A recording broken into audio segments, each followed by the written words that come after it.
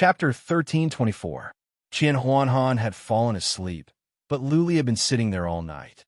The closer it was to dawn, the more excited he became. He was about to see Lu Ling, and he could be sure that she was his sister.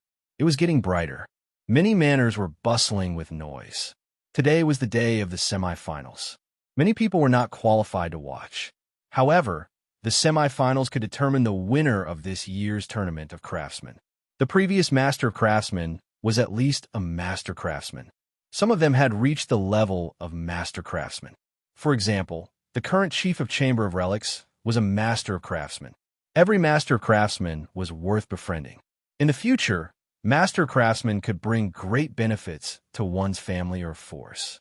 Therefore, even though many people could not watch the semifinals, they were still waiting anxiously. Some people gathered together to place bets on the top 3 of this year's tournament of craftsmen. Not all of the Artifact Pavilion's elders were qualified to participate. Only Elder Gu and Long Xuesha were qualified to participate in the semifinals. Lady Dan was not qualified to go, but Long Xuesha asked for a place for her. It was said that the semifinals would be held in a hall that could not accommodate too many people. Late in the morning, a disciple of the craftsman sect came to inform Long Xuesha that they could set off. They followed the disciple to the backyard of the inner city. The scenery in the backyard was getting more and more beautiful. The manor here was especially big, and the scenery inside was beautiful like a paradise. That is the castle up ahead. The disciple pointed to a white castle in the distance. Lu Li and Qian Huanhan looked at each other in surprise. That was because the castle was very small and could only accommodate a few dozen people at most. How could the semifinals be held there? Patriarch Gu smiled and explained, the name of that castle is the White Jade Castle. It is an interspatial artifact made by our master, one of his masterpieces. The castle has many uses. Not even a supreme warrior in the divinity can break the castle in a short time. Not even a supreme warrior in the divinity? Luli exclaimed to himself. The abilities of a mighty warrior in the divinity were beyond his imagination. How strong would a supreme warrior be in the divinity? He could destroy the entire craftsman's city in one move. Yet, such a powerful warrior could not break the castle in a short time. Someone was walking toward them. Lu Li and the others took a look. Qian Huanhan's eyes glowed. Among them was a lady in a peach blossom dress. She was as beautiful as Lu Ling. She had a unique temperament. At first glance, she gave people a feeling that she was as pure as ice and as clean as jade. There was a unique charm about her that people would never forget at first sight. Ah, it's Sister Dongfang Ning. Lady Dan looked at the woman with admiration and sighed. Miss Dan thought she was a beauty, but she felt inferior in front of this woman.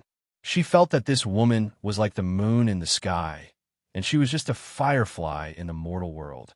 Dongfang Ning ranked 8th on the beauty list. Luli nodded. Soon, he came back to his senses. He had frozen his lust. No matter how beautiful a beauty was, it was no different from a beautiful scenery to him. He would appreciate it, but he would not fall for it. Lady Dan's voice was low, but it caught Dongfang Ning's attention. Dongfang Ning looked over and nodded to Lady Dan. Then he glanced at Qian Huanhan and Lu Li. All of a sudden, she said something in a low voice. She stared into Lu Li's clear eyes for the time, for one breath. She was well aware of her charm. Many old men would look at her with lust, let alone young men. Lu Li was so young. How could he look at her without lust? Soon, Dongfang Ning looked away. She did not change her expression. She had seen too many men playing hard to get. Or was it that Lu Li did not like women? Either way, in her eyes, Lu Li was just a passerby. He could not stir up any emotions in her heart. They walked out of the castle. A steward came to greet them. Someone from Dongfang Ning's team happened to come over. Long Xuesha and the other powerful warriors knew each other. They exchanged some pleasantries. You are Qian Huanhan? A brown-haired old man next to Dongfang Ning asked Qian Huanhan, who would steal glances at Dongfang Ning from time to time. The brown-haired old man said with a smile, Good. You won first place yesterday. I hope you could do better today. Long Shuesha introduced the old man to Qian Huanhan at once. This old man was Dongfang Ning's third grandpa. His name was Dongfang Wang. But Long Shuesha did not explain which force he was from. Qian Huanhan, Lu Li, and Lady Dan greeted him at once. Dongfang Wang introduced his friends and Dongfang Ning. Both sides bowed to each other. Lu Li had been standing at the back, keeping a low profile. His eyes were clear, neither humble nor pushy. After some small talk, they followed the steward of the craftsman's sect into the castle. As soon as they stepped into the hall, after a flash of white light, they found themselves in a huge hall. This was more like a fighting ring. In the middle was a ring with seats all around. There were private rooms on the second floor. On the ring were 10 towers of artifact. Many people were already sitting on a grandstand. All of them were dressed in elegant robes. Many of them were as powerful as the ocean. Those that could be here were from major families, forces, or sections. Dongfang Ning's arrival caused quite a stir. Many people stared at Dongfang Ning. Many young masters were so excited that they wished they could swallow Dongfang Ning alive. Unfortunately, Dongfang Ning soon followed Dongfang Wang to the private room on the second floor. Lu Li was surprised to see Long Shuesha and the others sitting down there. What kind of force was the Dongfang family? The Chamber of Relics was not weak in the divinity. It was a branch of the craftsman's sect. Long Shuesha, as the most powerful warrior of the Chamber of Relics, did not even have the chance to sit in a private room. How come Dongfang Wang could sit in a private room? Lu Li soon forgot about Dongfang Ning. He looked at the grandstand and glanced over, trying to find the one that he had been hoping to see the most. Hundreds of people were sitting down there. Lu Li glanced over, but did not see Lu Ling's face. He was a bit disappointed. He looked at the private rooms on the second floor. Soon he was troubled. There were 20 private rooms. It was impossible to see what was going on in the private rooms. He would not be able to see Lu Ling even if she were sitting in one of them. What to do? Lu Li was anxious. This was the only chance he had to find out if this Lu Ling was his sister. He did not know when he could see her again if he missed this chance. But where was this place? How could he mess around? He would be smashed to death by the powerful warriors of the craftsman's sect. Lu Shi, or Holy Princess. Right at that moment, several people suddenly showed up on the open ground. Lu Li was delighted. He was of low status and could not intrude, but Lu Shi and Holy Princess could. Holy Princess, in particular, was a girl. It would be easier for her to see Lu Ling wait.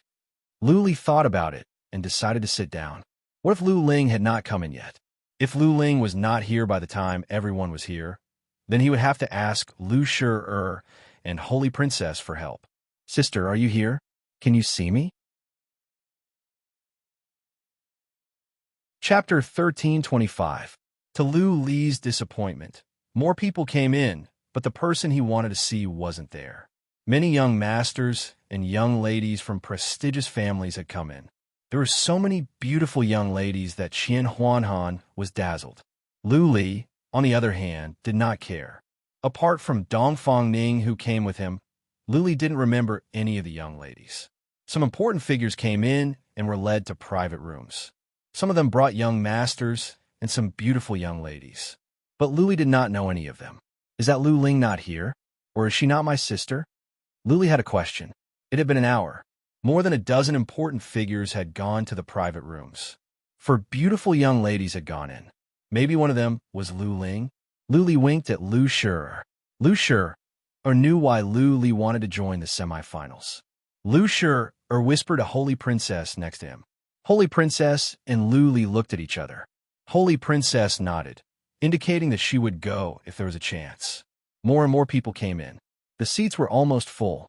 Qian Huanhan looked at Lu Li, who was at a loss. Qian Huanhan knew that Lu Li would not do anything. Qian Huanhan scratched his head, wondering how he should forge an artifact. Was it really as Lu Li said? Was he going to forge a piece of trash? Buzzing. More people came in. Qian Huanhan looked up out of instinct. His expressions changed.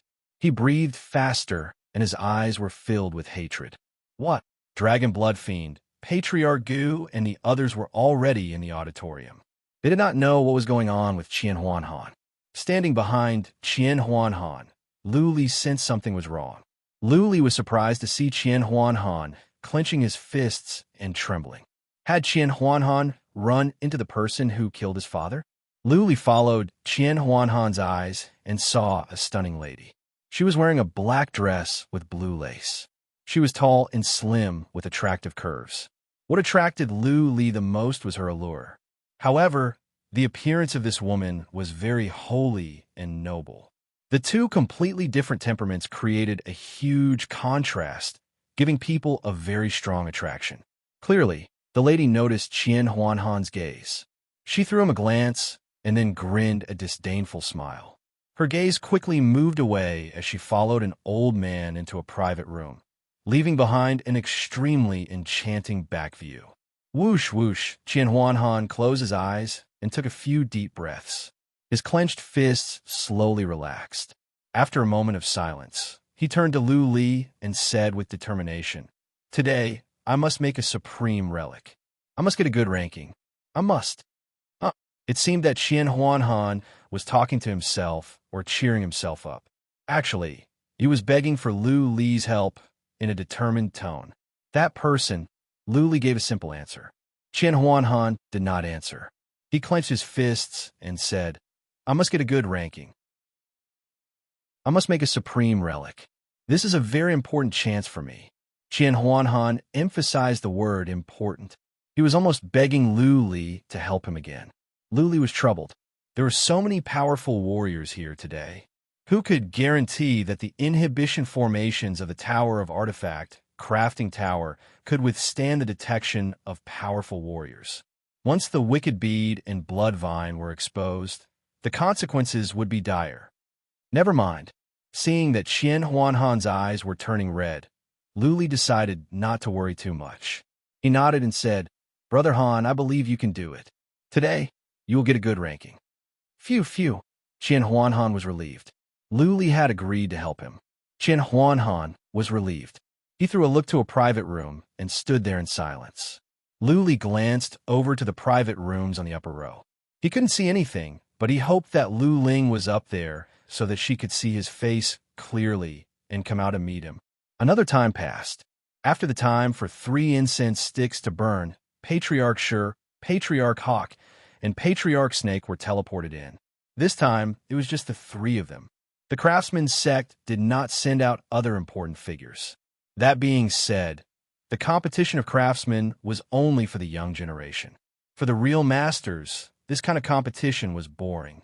Their time was precious, and they would not come here to watch boring fights. Again, it was Patriarch Shur who presided over the semifinals. He said some nonsense, and then a master craftsman went up to announce the rules. As a matter of fact, there was not much to say. The competition of craftsmen was about the products.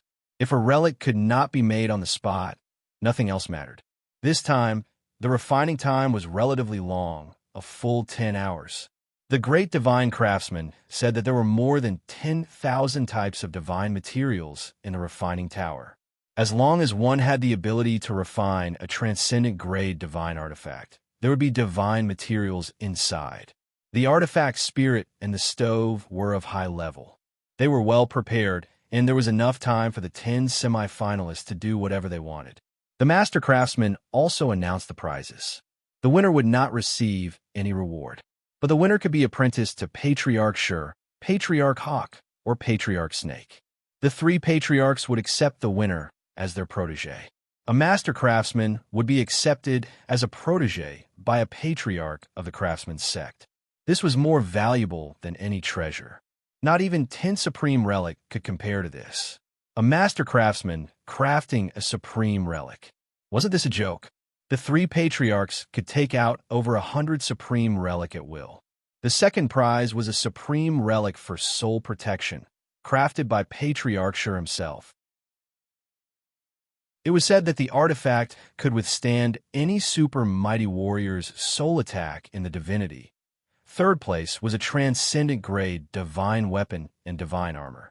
They were personally forged by Elder Ing, and their offensive and defensive capabilities were 50% higher than ordinary transcendent-grade divine weapons. The craftsman's sect is rich, Lu exclaimed.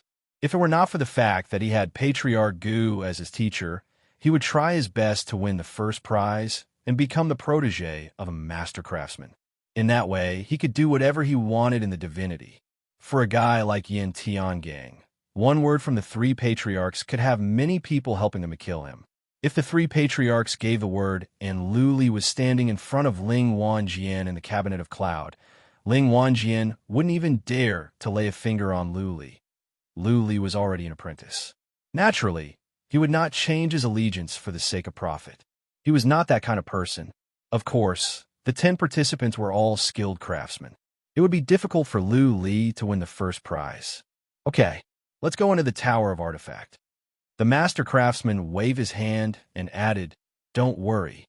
Patriarch Hawk has set up inhibition formations in the 10 Towers of Artifact. Patriarch Hawk will notice anyone trying to peek at you. So, please don't worry and do what you can." Lu Li was delighted to hear this. What he was afraid of the most was exposing his trump card. Now, he could focus on his work. Wait, on second thought, Lu Li threw Patriarch Hawk a glance. He was the one who set up the inhibition formations. Wouldn't it be too easy for Patriarch Hawk to spy on them? Never mind. Never mind. Lu Li shook his head. He turned to Lu Shi, and Holy Princess. Having received their replies, Lu Li and Qian Huanhan walked into a Tower of Artifact. Chapter 13:26. Inside the Tower of Artifact, Lu Li activated the inhibition formation and waited for Qian Huanhan's explanation without saying anything. Qian Huanhan wanted to say something, but stopped on second thought. He looked at Lu Li and said, "That lady is Meng Feier. She used to be my fiancée. After my grandpa went missing, she came to break off the engagement. My father happened to be badly injured and was on the verge of death. I heard that she could not catch her breath after she broke off the engagement." Qian Huanhan did not explain in detail, but from his few words, Lu Li could tell the sorrow and anger in Qian Huanhan's heart. Lu Li could understand why Qian Huanhan wanted a good ranking.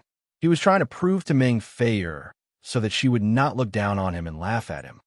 Qian Huanhan really has a powerful background. Lu Li thought to himself.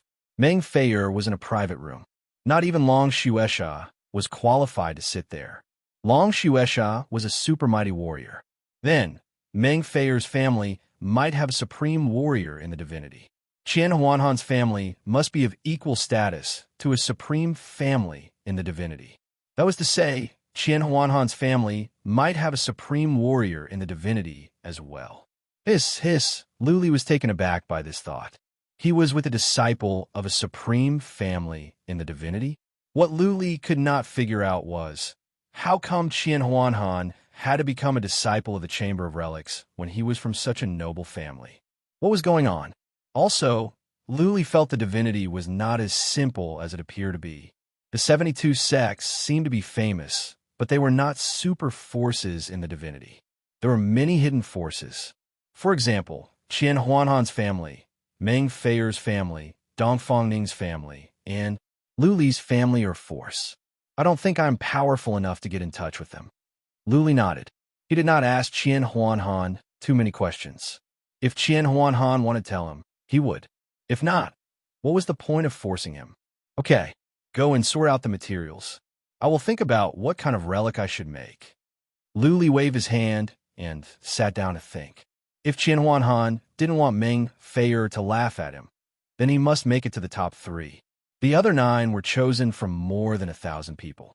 Their artifact forging skills were definitely not something that Qian Huanhan and Jiang Yi could compare with. The only thing they could rely on was the array formation and the blood vine. Many formations left behind by Tian Lingzi appeared in his mind. Some of them were extremely complicated and mysterious. If he could carve them, it would definitely be a brilliant feat. However, Lu Li understanding the formation and engraving it were two different things. He didn't have much practice, so it was easy for him to fail. What was more, some of the formations might have been created by Tian Lingzi himself. There were so many master craftsmen here. It would be easy for someone to notice something was off. If they suspected that the wicked bead was in Tian Lingzi's hands, there would be endless troubles. We can't use those formations left by Tian Lingzi. Soon, Luli made up his mind. Those formations were complicated, and it would take a long time to carve them. The possibility of mistakes was high. It was highly possible that he would fail completely. Last time, he put in 10 formations, and there was a flaw. If it were not for the blood vine, he would not have made it to the semifinals. This time, he had 10 hours. However, to carve a complex formation would take 4 to 6 hours. If he failed, he and Qian Huanhan might not have another chance. Luli was afraid that the matter about Tian Lingzi would be exposed, which could lead to endless troubles. Therefore, he had to pin his hope on the blood vine. The blood vine came from the water region, and it was highly possible that it did not exist in the divinity. The cabinet of relics and the craftsman's sect did not notice that the blood vine had been tampered with several times. Blood Fairy, he said to Blood Fairy, if I put in some large spirit gathering formations, how many can you integrate? Luli was going to take an unconventional approach. It would be hard for him to stand out if he took the conventional approach. On the other hand, if he took the unconventional approach, he could surprise everyone. Secondly, it would be hard for others to tell that he was related to Tian Lingzi. Blood Fairy thought for a while and replied, I am not sure. Master, you can carve the spirit gathering formations one by one. I will try my best. I will integrate as many as I can. After all, if there are too many, the spirit gathering formations will collapse. Okay. Luli opened his eyes and said to Qian Huanhan, who was ready, Han, let's get started. Make a big disc, the bigger, the better. A disc? Qian Huanhan blinked and asked, Brotherly, are you going to make a flying relic? Can it achieve a good ranking? I don't think a flying relic is useful. There are many types of relic, such as weapons for attack, helmets and armors for defense, soul protection, and so on. There are also auxiliary relic, such as the wicked bead in this hall. There were subcategories for auxiliary relic, such as assisting in cultivation and assisting in battles. With so many relic, the most valuable was naturally weapons, which could enhance a warrior's abilities. There are no laws in the divinity. Strength was everything. If a warrior was strong enough, he could even challenge the 4 legendary forces and even defeat them. Therefore, weapons would always be favored by artificers. After all, while killing enemies, they had to find a way to survive. Luli was going to make a flying relic? How fast could a powerful warrior be? Why would he need a flying relic? Therefore, Qian Huanhan was not sure. Just listen to me. Don't worry about the rest. Luli did not explain further. Qian Huanhan nodded and stopped thinking. He trusted Luli. Since Luli had made up his mind, Qian Huanhan would not overthink. Qian Huanhan turned on the biggest stove and chose a precious material. After all, he was going to use materials from the craftsman's sect. He did not mind. It was not difficult to make a prototype. Even though Qian Huanhan was not skilled and the prototype he made was not of the highest quality, at least it was acceptable. Qian Huanhan had crafted a large round plate that was about 1 meter in diameter. There was nothing special about the round plate. It looked like a large round discus. However, the patterns on it were quite beautiful and it looked quite presentable. Okay, I will go and carve the formations. Take a rest. Luli took out the wicked bead and went in. If Patriarch Ing was secretly checking, then there was nothing he could do. If he wanted to use the blood vine, he must take out the wicked bead. Rather than exposing both of his trump cards, he might as well go into the wicked bead and only the wicked bead. Patriarch Ing was indeed secretly checking. As a matter of fact, he built the inhibition formation in person to make it easier for Luli to do that. He also intended to isolate Luli from other people. Every artificer had their own unique skills. Patriarch Ing and Luli were both artificers. Out of instinct, Patriarch Ing wanted to help Luli keep the secret. Chapter 13:27. Inside the Wicked Bead, the Deaf Taoist happened to wake up. Luli chatted with the Deaf Taoist and checked on Little White. Apart from the fact that Little White had not woken up, Luli was relieved. He brought the immortal's body to a side chamber. Luli sat for a while to calm himself down and then began to carve the formations. This time, he didn't carve an ordinary spirit gathering formation. Instead, it was a rather complicated and profound spirit gathering formation left behind by Tian Lingzi. This spirit gathering formation was several times more complicated than the ones Lu Li had done before, and the effect was 4 to 5 times stronger. First, Lu Li began to carve 3 spirit gathering formations. Then, Bloodvine reached her tentacle into the disc. Blood Fairy did not integrate the 3 spirit gathering formations at once. Instead, she said to Lu Li, "Master, go on. I'm sure you can integrate the 3. Okay. Lu Li nodded. He continued to carve spirit gathering formations next to the existing ones. He tried to distribute the spirit gathering formations evenly, one next to another. In this way, it would be easier for Blood Fairy to modify, and the success rate would be higher. Done. An hour later, Lu Li had finished 10 spirit gathering formations. He said to Blood Fairy, "Try and see if you can integrate them. If you can, let's make them a group. Later, we can carve another group." Okay. Blood Fairy agreed to Lu Li's suggestion. She reached her tentacle in and began the modification. Her tentacle was completely integrated into the formation. Every formation pattern and line became her tentacle. Blood Fairy could change the formation patterns and lines. Formations and lines were the foundation of formations. Once they were changed, the changes would be drastic. Their functions and uses could be completely altered. Blood Fairy was fast. In the time for 2 incense sticks to burn, she said, "Master, it is done. The effect of the spirit gathering formation has been increased by 40 to 50 times. 40 to 50 times? Lu Li nodded. He was not too excited. A disc that could increase the effect of spirit gathering formation by dozens of times did not mean much to a cultivator. That was because there were too many blessed lands in the divinity. Those places had natural formations, and the xianxi in heaven and earth was hundreds of times thicker than outside. Therefore, Lu Li's disc would not stand out. Go on, there was still time. Even if he failed, he still had a chance to try again. Lu Li put his hand on the disc and continued to carve the formation. This time, he chose to separate the spirit arrays from the original 10 spirit arrays. This way, he could fuse the second set of 10 spirit arrays together. At that time, the spirit chi of heaven and earth would increase by another 45 times. After half an hour, Blood Fairy had carved 10 more spirit gathering matrices. Then, she began to modify them. After the time it takes for 2 incense sticks to burn, Blood Fairy's voice rang out. It's a success. If both sets of spirit gathering matrices are activated at the same time, the spirit gathering matrices should be 100 times more effective. Should I inscribe another set? Lu Li asked after some thoughts. Since the disc was big enough, it would be easy to integrate another 10 spirit gathering formations into it. There was still enough time. Sure. Blood Fairy had no objections. It was a simple task for her. Lu Li calmed himself down and began to carve it carefully. There wasn't much space left. If he wasn't careful, he could easily cause the original inscription array to fail. When that happened, he would have to start all over again. After more than an hour, Lu Li opened his eyes and exhaled. The entire disc was engraved with formations. Just now, the 2 arrays almost collided. All his previous efforts would be in vain. Blood Fairy, I'm counting on you, Lu Li said to Blood Fairy and closed his eyes to rest. He was exhausted after such a long time.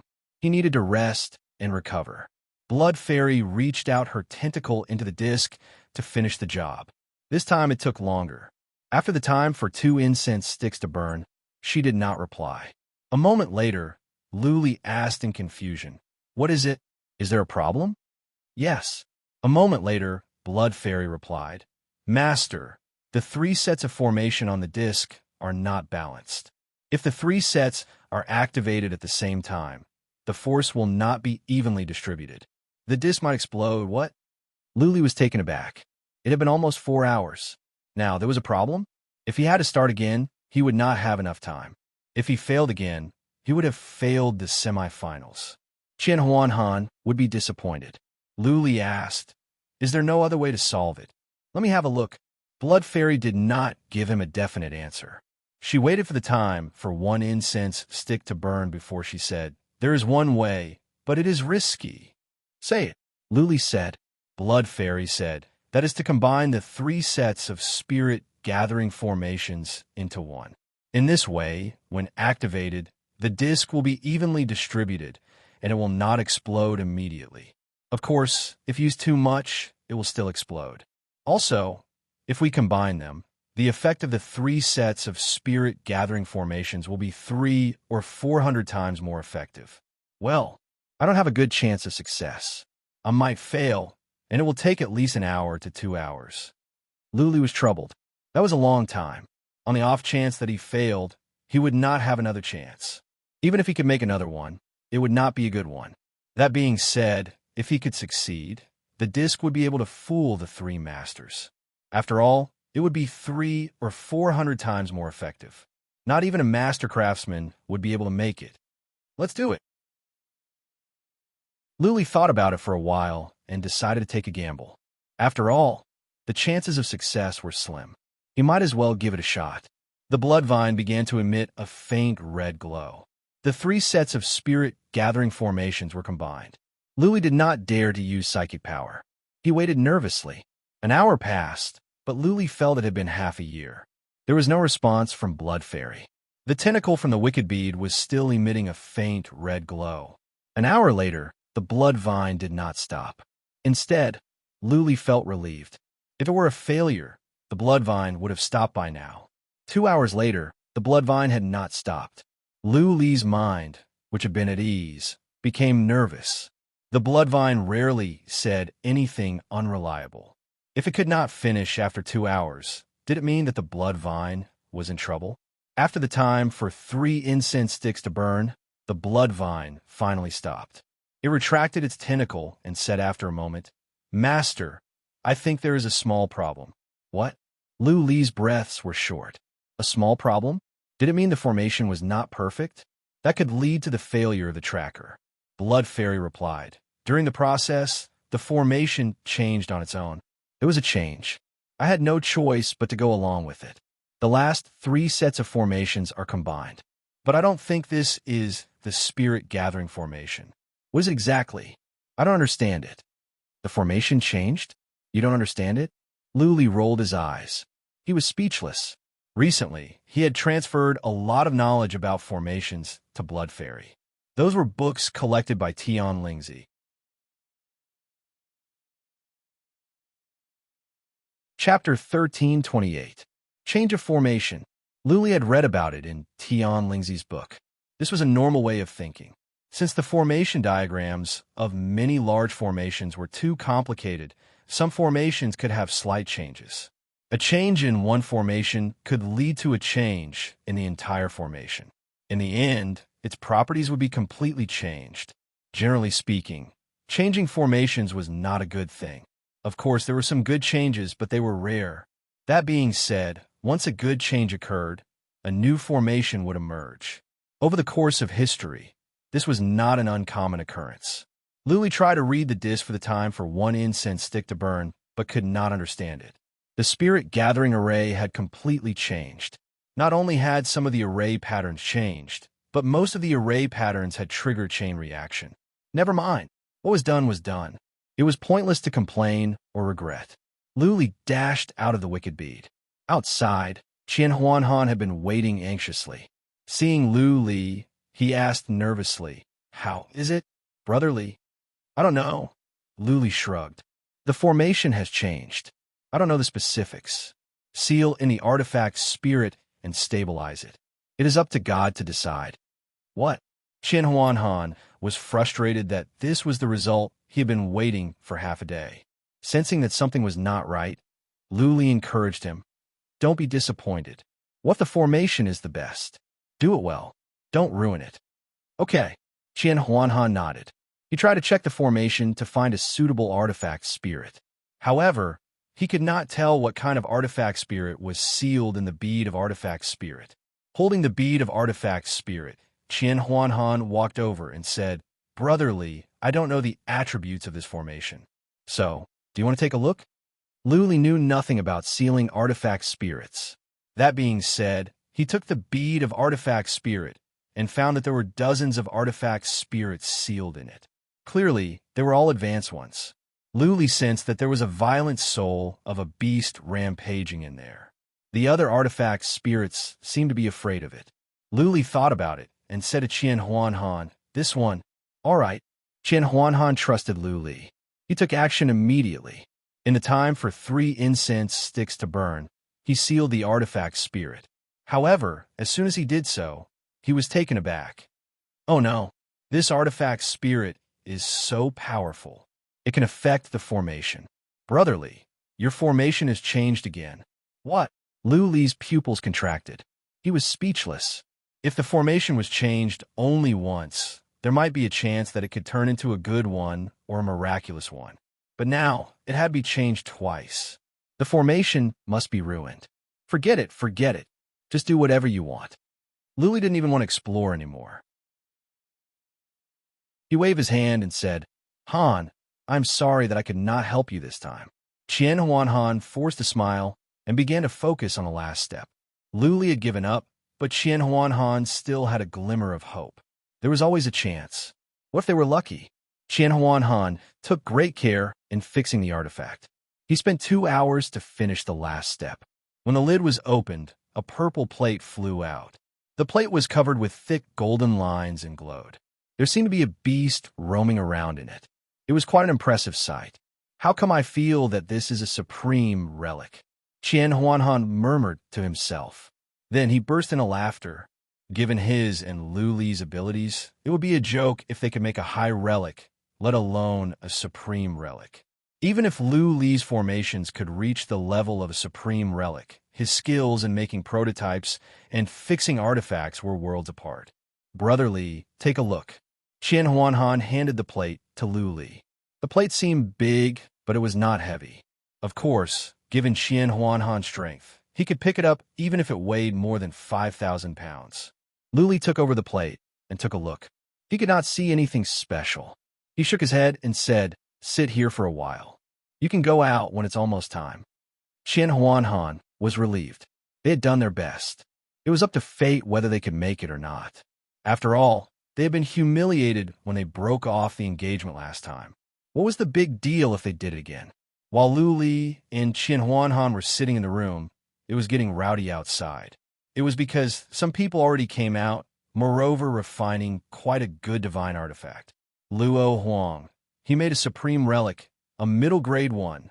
When Lu Li and Qian Huanhan came out, a master craftsman had just announced the result of a relic made by a participant. Qian Huanhan and Lu Li looked at each other with bitterness. He could already make supreme relics. Why would such a freak come to the competition of craftsmen? It is the talented girl from the craftsman's sect. Lu Li looked over and saw a slim figure. Her face was covered with a veil. Nobody could tell what she looked like. She had been wearing a veil since the preliminary round. The veil was a high-level relic. Lu Li and the others could only see a blur when they used psychic power to check. This girl must be from a big family of the craftsman's sect.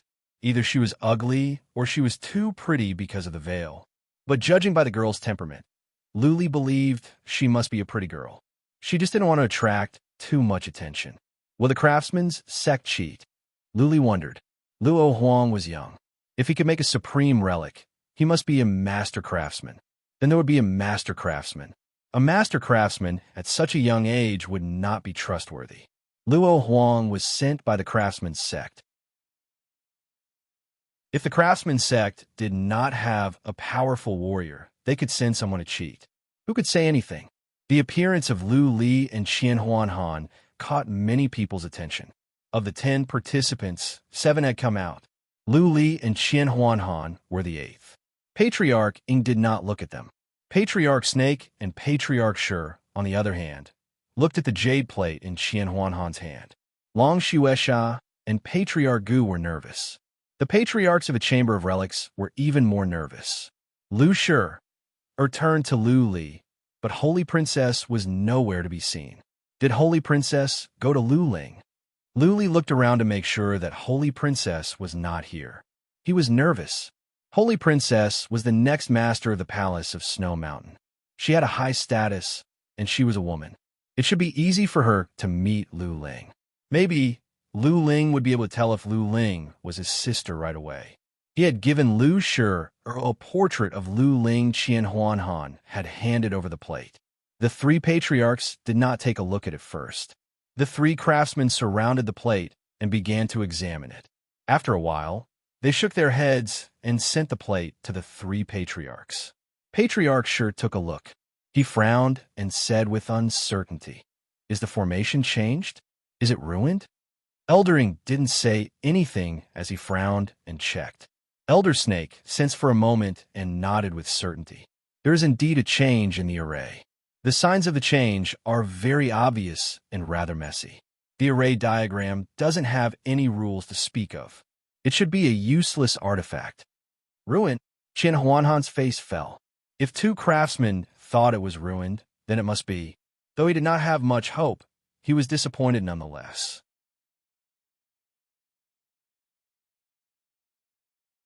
Chapter 1329. The easiest way to test if a relic was worthless was to try it out. By pouring divine energy into it, one could see if the relic had any special skills or functions. The result would be clear. However, the two divine blacksmith grandmasters had already made a decision, so Eldering was actually questioning their judgment. As such, Elder Ying's words attracted the attention of many people, and they could clearly sense divine sense sweeping out from some of the pavilions. Eldering placed one of his hands on the disc and slowly poured his divine power into it. The disc quickly lit up, and the artifact's spirit swam around even more violently. It was like a bound ghost that was roaring and wanting to rush out. The patterns on the disc glowed. Following that, a surge of suffocating energy spread out. The space in the hall began to tremble. The relic spirit was surging toward the disc. What? Many people were surprised. There were many powerful warriors here. They could tell that the relic spirit was surging toward the disc. It was as if, in an instant, all the relic spirit in the hall had vanished. Relic spirit was the foundation of the world. Without relic spirit, the plants would wither, and then the animals would die. Eventually, the entire world would become a dead world without any living beings.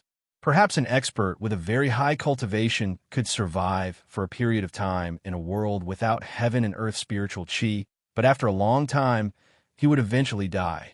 Heaven and earth spiritual chi was the foundation of life.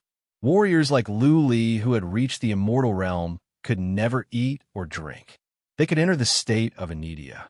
They could absorb relic spirit and transform it into energy for their own needs.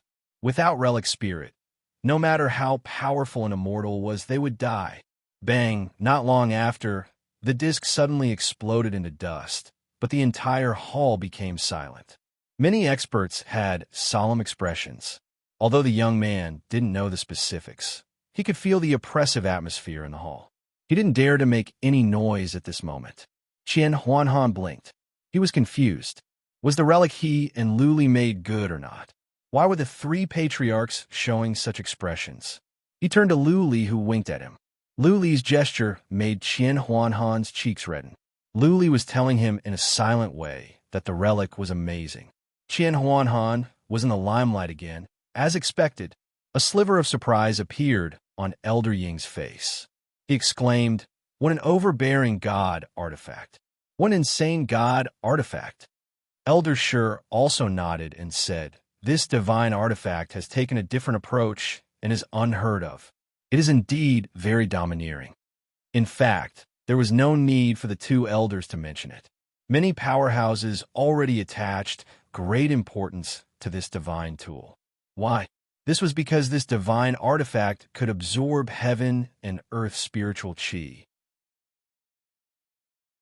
For example, if a super formation was set up in a realm, it could quickly absorb the heaven and earth spiritual chi of the entire realm, and all the living beings in that realm would die very quickly.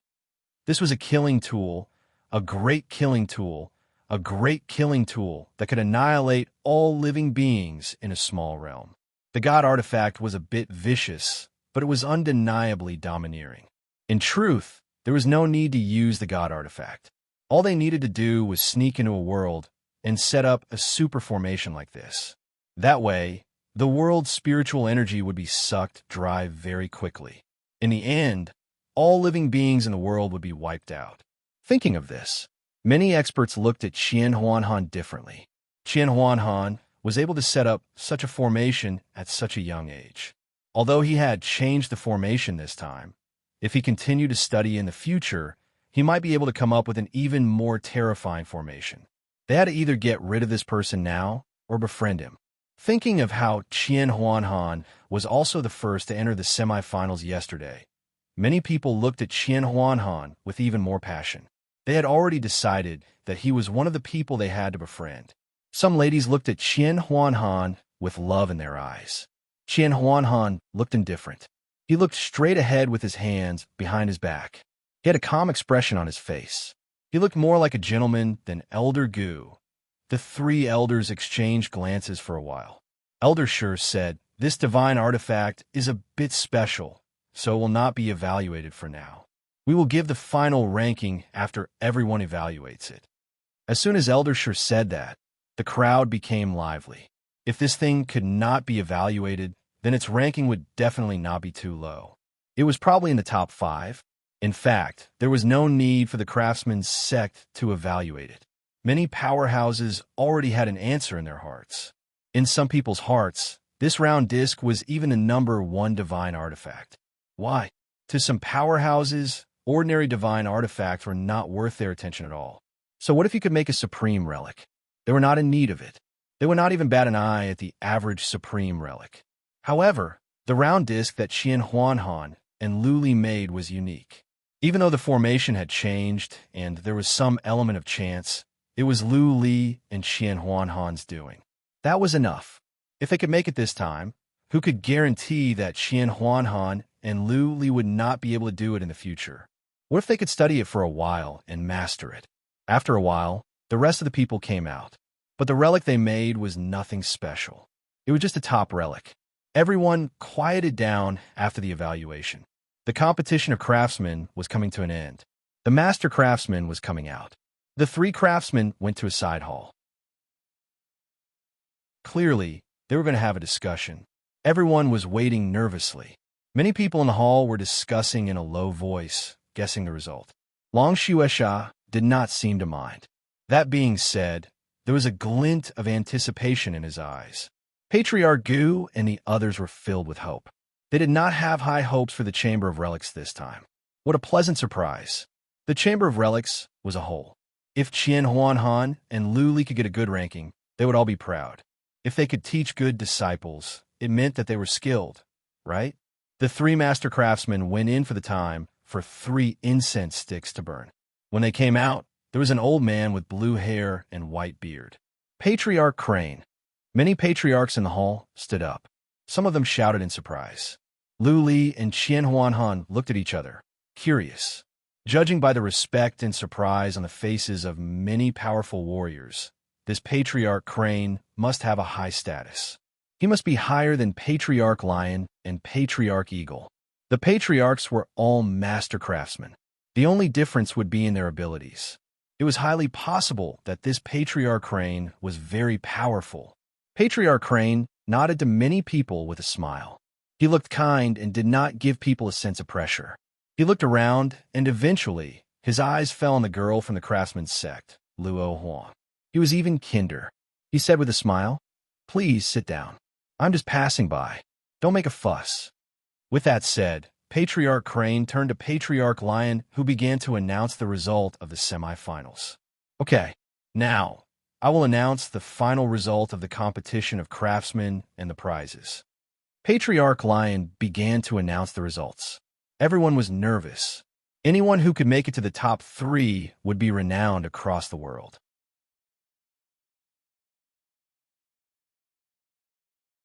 Chapter 1330.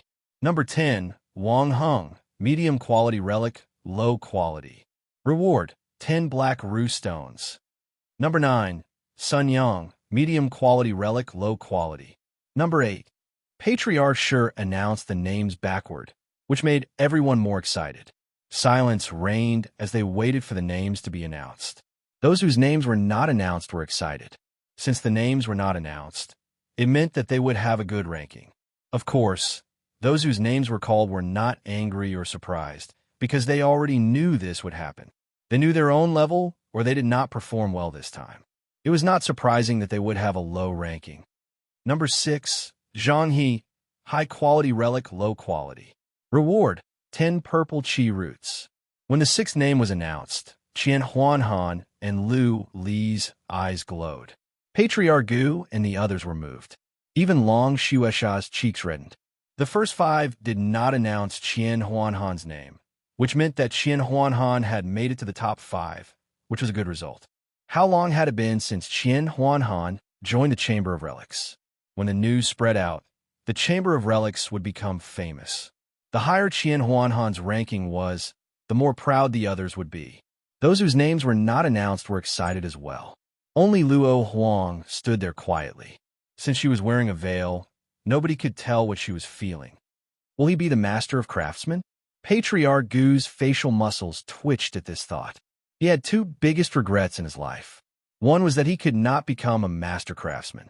He was sure that there was no hope for that, which was why he felt so regretful. The other was that he did not become a master of craftsmen. The best he could achieve was to be the 5th. If a student could become a master of craftsmen, it would make up for this regret. Number 5. Patriarch Shi paused for a moment.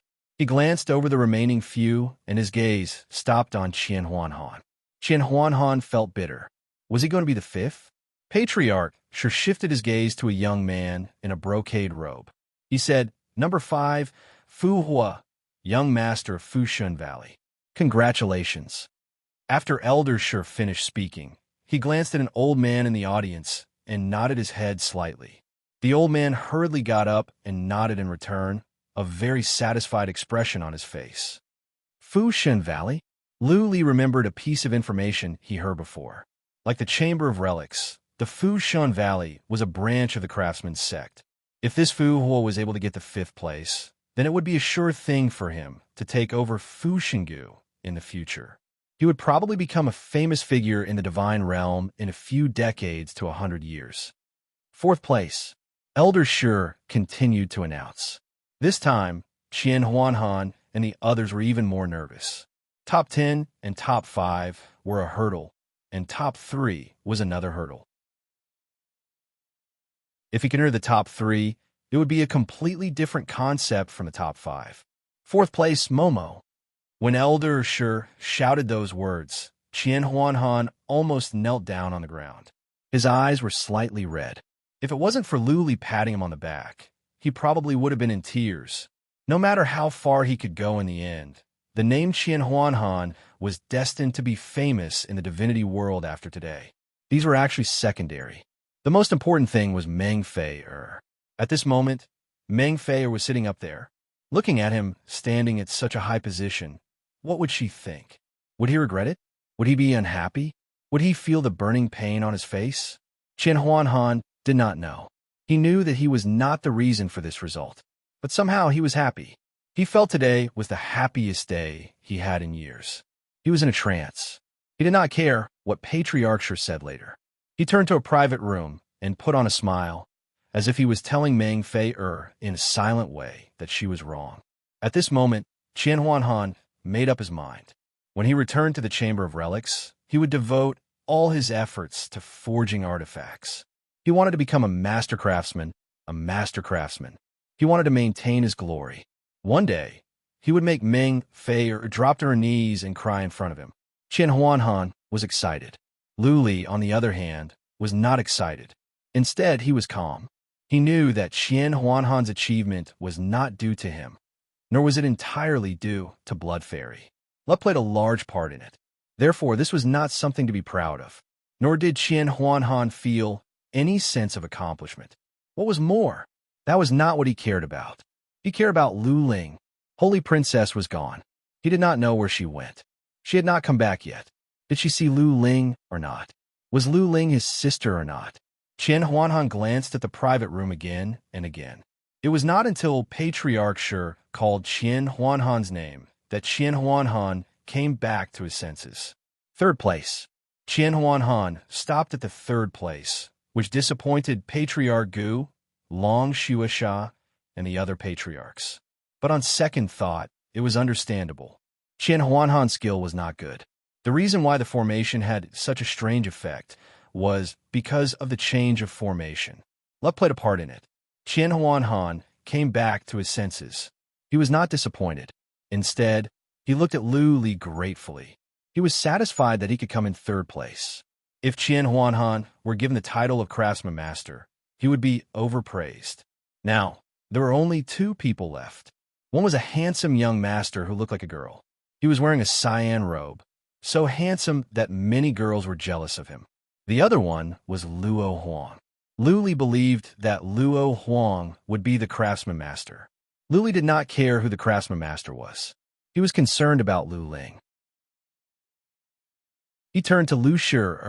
Seeing that Lu Li was in a hurry, Lu Shi took out a jade talisman, poured divine energy into it, and wrote some words. This time, the Craftsman Master is Luo Huang. You may not know this, but Luo Huang is the granddaughter of Patriarchy. She is a rare talent in forging artifacts of the craftsman's sect in 100,000 years. Sovereign had once said that this lass's innate talent in refining armaments was much stronger than his. Patriarch finally announced the result. The result was not surprising to many. Luo Huang had made a supreme relic. If she did not cheat, then the Craftsman Master would not be able to get away. Patriarch had mentioned the master of the craftsman's sect. It was proven that Luo Huang did not cheat. Otherwise, the Craftsman Master would be enraged. Patriarch did not have the courage to do so. More talented than our master? Long Shuasha, Patriarch Gu, and the others gasped. They looked at Luo Huang with more respect.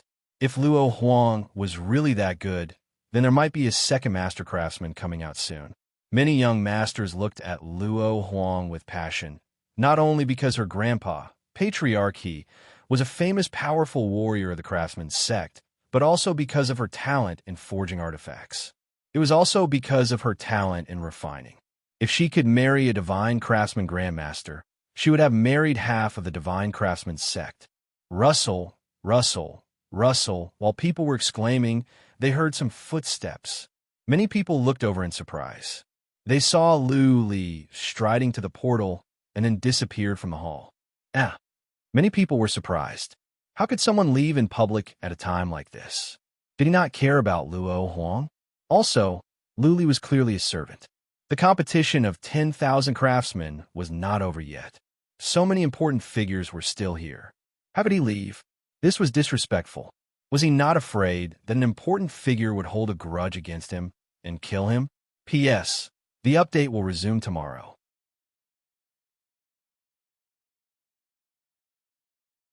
Chapter 1331. The competition of craftsmen had just reached its climax. Now, nobody was leaving in public. Lu Li's departure was impolite when so many important figures and powerful warriors were still here. Why couldn't he wait a bit longer? Why couldn't he leave through the portal? Some of the powerful warriors had put on a cold face. This was not a big deal, but they still felt uncomfortable. Some of them might have sent someone to look into Lu Li's identity. If they had the chance, they wouldn't mind killing Lu Li. Dragon Shuesha was displeased. He snorted. The other patriarchs felt ashamed as well.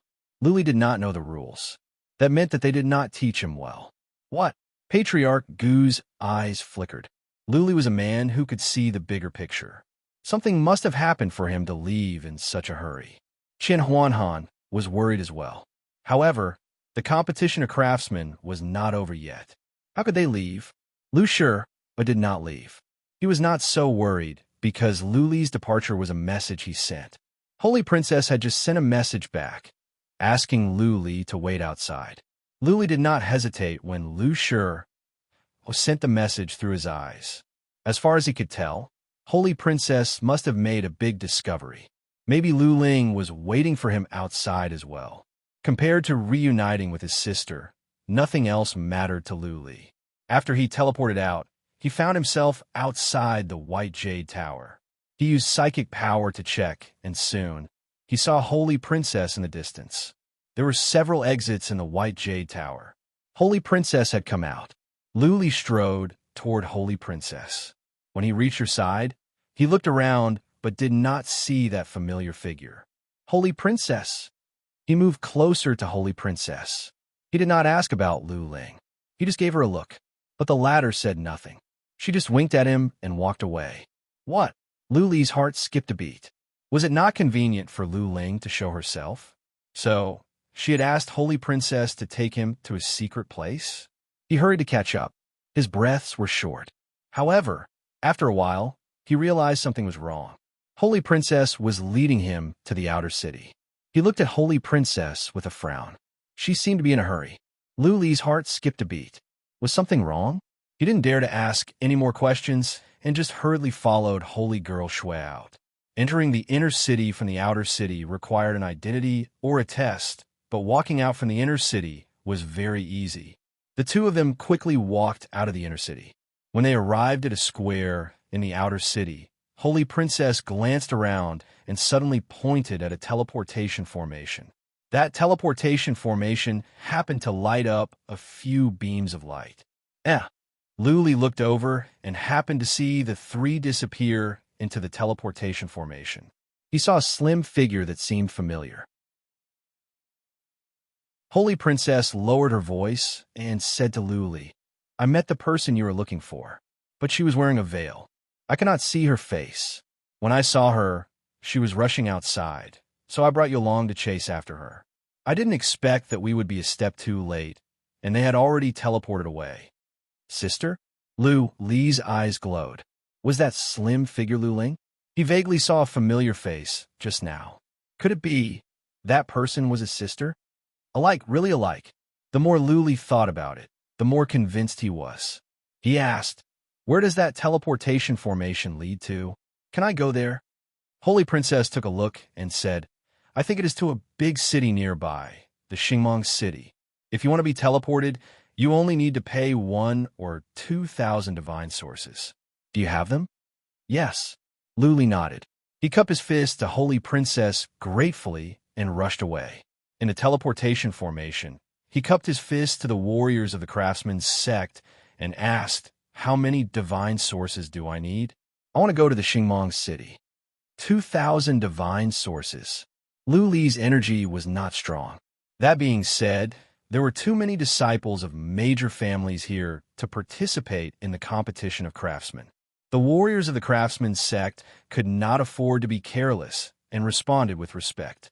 Luli took out 2,000 divine sources and threw them over. The warriors activated the teleportation formation at once, and Luli disappeared into it. When Luli disappeared into the teleportation formation, an old man next to the plaza crushed a jade talisman. He put on a cold smile and then hurried to a hall. After a flash of white light, in the time for a few incense sticks to burn, Luli found himself in a big city. As soon as he came out, he looked around and used psychic power to the limit to try to find that familiar figure. No, where's she? Luli looked around but found nothing. He was disappointed. It had only been a while. Had Lu Ling and the others been teleported away again? Do not use psychic power. If you anger the big shots, they will kill you right away. An armored warrior walked over and warned Luli coldly. Luli was just an insignificant immortal. How dare he use psychic power in the city? If he angered the big shots, they would be punished. Luli looked at the warrior and had an idea. He asked, Brother, 3 people were teleported here just now. Where are they? I am with them. Together? The warrior looked at Luli and said, They have been teleported to the Starlight City. They left through this teleportation formation. Thank you. Luli was overjoyed. He stepped into the teleportation formation and gave the warrior 3,000 or 4,000 divine sources. The warrior took over the divine sources and put them away with a grin. Then, he activated the teleportation formation. The moment the teleportation formation was activated, the warrior looked at Luli. Wait. Luli and the warrior looked at each other. Luli felt a chill down his spine. He sensed killing intent in the warrior's eyes. The warrior looked at Lu Li as if Lu Li was already a dead man. Over the years, Lu Li had been through many life-threatening situations. He had developed some beast-like senses. At this moment, he sensed danger. Buzzing after a flash of white light, Lu Li took out 2 lightning triggers as soon as he came out. He used psychic power to check the surroundings at once. Something is wrong. As soon as he came out, Lu Li realized that it was not a city, but a valley. Many people were living in the valley, about 20 to 30,000. But they were not regular humans. They seemed to be half-human, half-beast monsters. Buzzing right at that moment, the ground of the valley suddenly lit up. Then a blue shield came out and covered up the entire valley. Entrapment formation. Lu Li had a deep understanding of inhibition formations. He recognized the shield at first glance. He sensed that the ripples in space were abnormal. The entrapment formation must be strong. He held the 2 thunder summoners tightly in his hands, and his divine thoughts spread out like a tide. Soon, he was surprised because he found someone who surprised him very much. Yin Tiangang. Ha ha ha.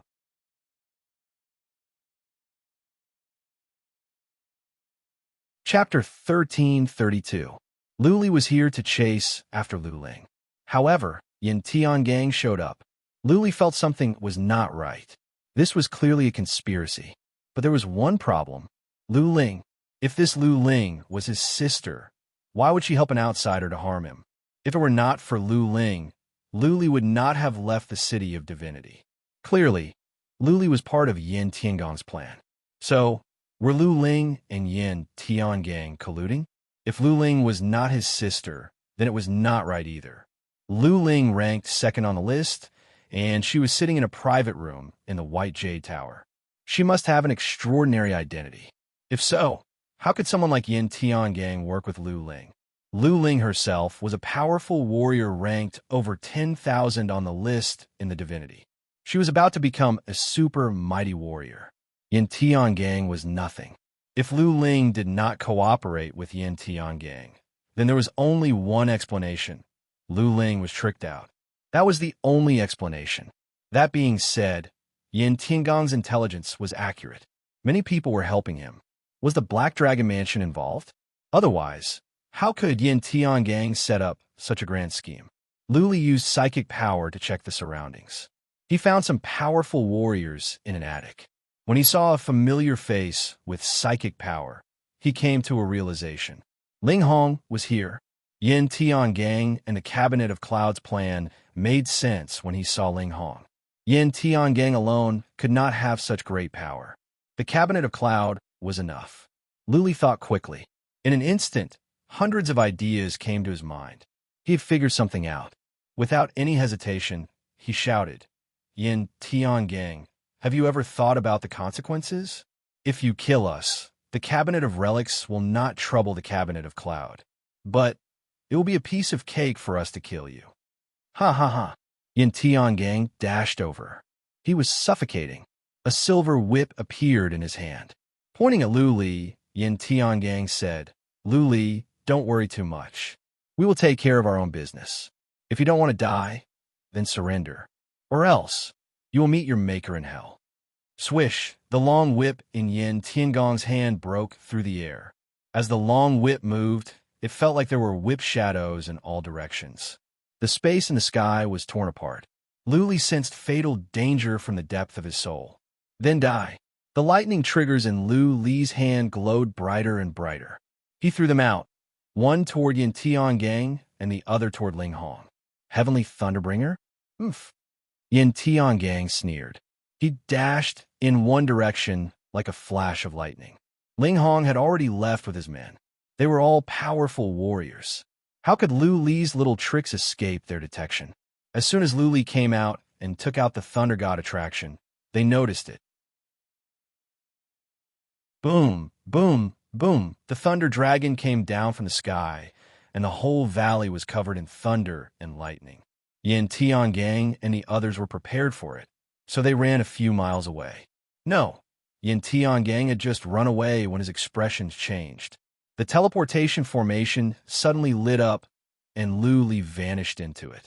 How is that possible? Ling Hong was stunned. They had asked someone to modify the teleportation formation. Otherwise, Luli would not have been teleported here. He would have gone to the Starlight City. The teleportation formation could only send people in, not out. How could Luli teleport away in an instant? As a matter of fact, as soon as Luli came out, he had done two things. The other one was to take out the Wicked Bead. He had Blood Fairy's tentacle go into his body and then secretly poke into the teleportation formation to modify it. After the evolution, Blood Fairy had gained a skill that allowed her to exchange knowledge about inhibition formations with Luli. Luli imparted much knowledge from Tian Lingzi's book collection to Blood Fairy, which greatly improved her abilities in inhibition formations. Modifying a small teleportation formation was as easy as blowing off dust. Boom, boom, boom, boom, the Thunder Dragon wreaked havoc. None of the half-human and half-beast monsters in the valley had a chance to run away. They were killed in an instant. The buildings in the valley were blasted into dust as well. The monsters in the valley were weak, and there were only a few immortals. How could they survive the thunderbolts? Bang! A token in Ling Hong's hand was crushed. His facial expression was twisted. He was regretting. He should have done it himself and killed Luli the moment he showed up. This time, he asked Yin Tiangang to capture Luli alive so that he could have an excuse when the Chamber of Relics came to him later. If he could search Lu Li's soul to prove that Ling Faidu did die in his hands, the Chamber of Relics would not say anything. At the very least, he could put the blame on Yin Tiangang and have the Chamber of Relics seek revenge on Yin Tiangang. Brother Hong, a patriarch of the Cabinet of Cloud, checked with psychic power and said, "The teleportation formation has been destroyed. This teleportation formation can only send people to the Star Brilliant City. You have crushed your token. The city master over there will help us stop Lu Li. The Starlight City is nearby. We still have a chance. Go after him. Go after him." Ling Hong crushed his token because he wanted the city master of the Starlight City to stop Lu Li. Naturally, he would not give up now. He waved his hand, and they dashed into the distance like dragons of light. Of course, Yin Tiangang dashed forward with Lu Li. His face was filled with killing intent. He had wasted a few words, but Lu Li had escaped. Yin Tiangang regretted that he should have killed Lu Li as soon as he came out. The Starlight City was nearby, less than 3,000 miles away. They could arrive in the time for a dozen breaths, given their speed. If the city master over there could stop Lu Li would still die after the time for a dozen breaths. Buzzing, Lu Li felt a glare, and then he was in a small city. He used psychic power to check. Without any hesitation, he dashed toward the teleportation formation next to him. "I want to be teleported." He took out a bag of divine sources, which contained over 10,000 divine sources. He didn't care if it was too much or where he would be teleported to. The faster and farther he could go, the safer he would be. A warrior took over the divine sources. He was delighted. This teleportation formation could only lead to the Starlight City, which only cost 1,000 divine sources. That meant he had earned over 10,000 divine sources. Swish, he gathered divine energy in his hand and was about to activate the teleportation formation.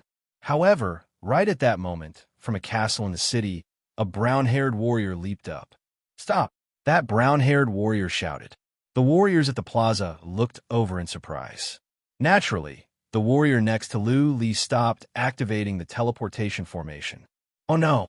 Lu Li shouted to himself. He told Blood Fairy to activate the teleportation formation at once. Blood Fairy reached her tentacle into the teleportation formation. In a moment, the teleportation formation glowed. "How dare you!" That powerful warrior was flying over. He flew into a rage when he saw Lu Li activating the teleportation formation on his own. His powerful chi and energy pressed toward Lu Li. Space seemed to be frozen at this moment. Buzzing, unfortunately, the teleportation formation had been activated. Lu Li disappeared into it. The powerful warrior frowned and dashed into the teleportation formation. The warrior next to him activated the teleportation formation at once. The brown-haired warrior followed.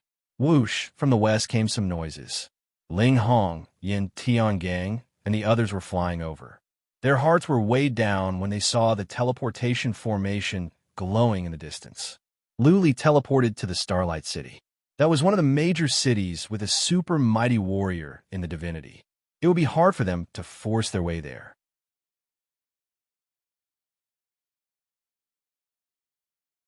Chapter 1333. Luli came out. He was relieved to find that he had arrived at the Starlight City. Clearly, this was a large city. Even Ling Hong would not dare to act recklessly. Of course, Luli did not let his guard down. Nowhere was safe until he arrived at the City of Divinity. Luli dashed toward a teleportation formation. He came from that teleportation formation. He should be able to teleport back to the City of Divinity. How many divine sources do I need to go to the City of Divinity? Luli stepped into the teleportation formation and asked the guard. The guard looked at Luli and said, "Did you teleport here from the City of Divinity? You need a token to go to the City of Divinity." A token appeared in Luli's hand. That was the proof that he could enter the inner city of the City of Divinity. The token had the symbol of the craftsman's sect. The guard took a look and became more respectful. He cupped his fists and said, "Lord, with this token, you can teleport to the City of Divinity for free." "Good. Open it now." Luli was overjoyed. He waved his hand and shouted. However, right at that moment, a teleportation formation next to him glowed. The city master of the Starlight City came out. He stared at Luli and said, "Do you think you can run away?" "What?" Luli was taken aback. He sent a message to Blood Fairy. He took out a thunderbolt attraction and said, "Don't push me. You know the consequences if I use the thunderbolt attraction in the city." Swish, swish, swish, many people's expressions changed. Many warriors were attracted by the words Thunder God Attraction. They all looked over and shouted at Luli, telling him not to do anything rash. The thunderbolt attraction was famous and powerful. Once it was used, many people in the Starlight City would die. Who could say how many people would die? The city master of the Starlight City was frightened. Once Luli used the thunderbolt attraction, the city master would be held accountable. He had accepted some benefits from Ling Hong, but that did not mean that he would lose his life for Ling Hong. That being said, he sensed some movement under Luli's feet. Clearly, Luli was activating the teleportation formation. The city master had an idea. Quietly, he poured out a ray of Xian energy and said, "Don't do anything rash. I will not harm you. You will die for sure if you use the thunderbolt attraction." Bang! The Xian energy that the city lord of the Starlight City shot into the teleportation formation where Luli was. Blood Fairy's voice rang in Luli's mind. "Master, the teleportation formation is damaged. We cannot teleport anymore."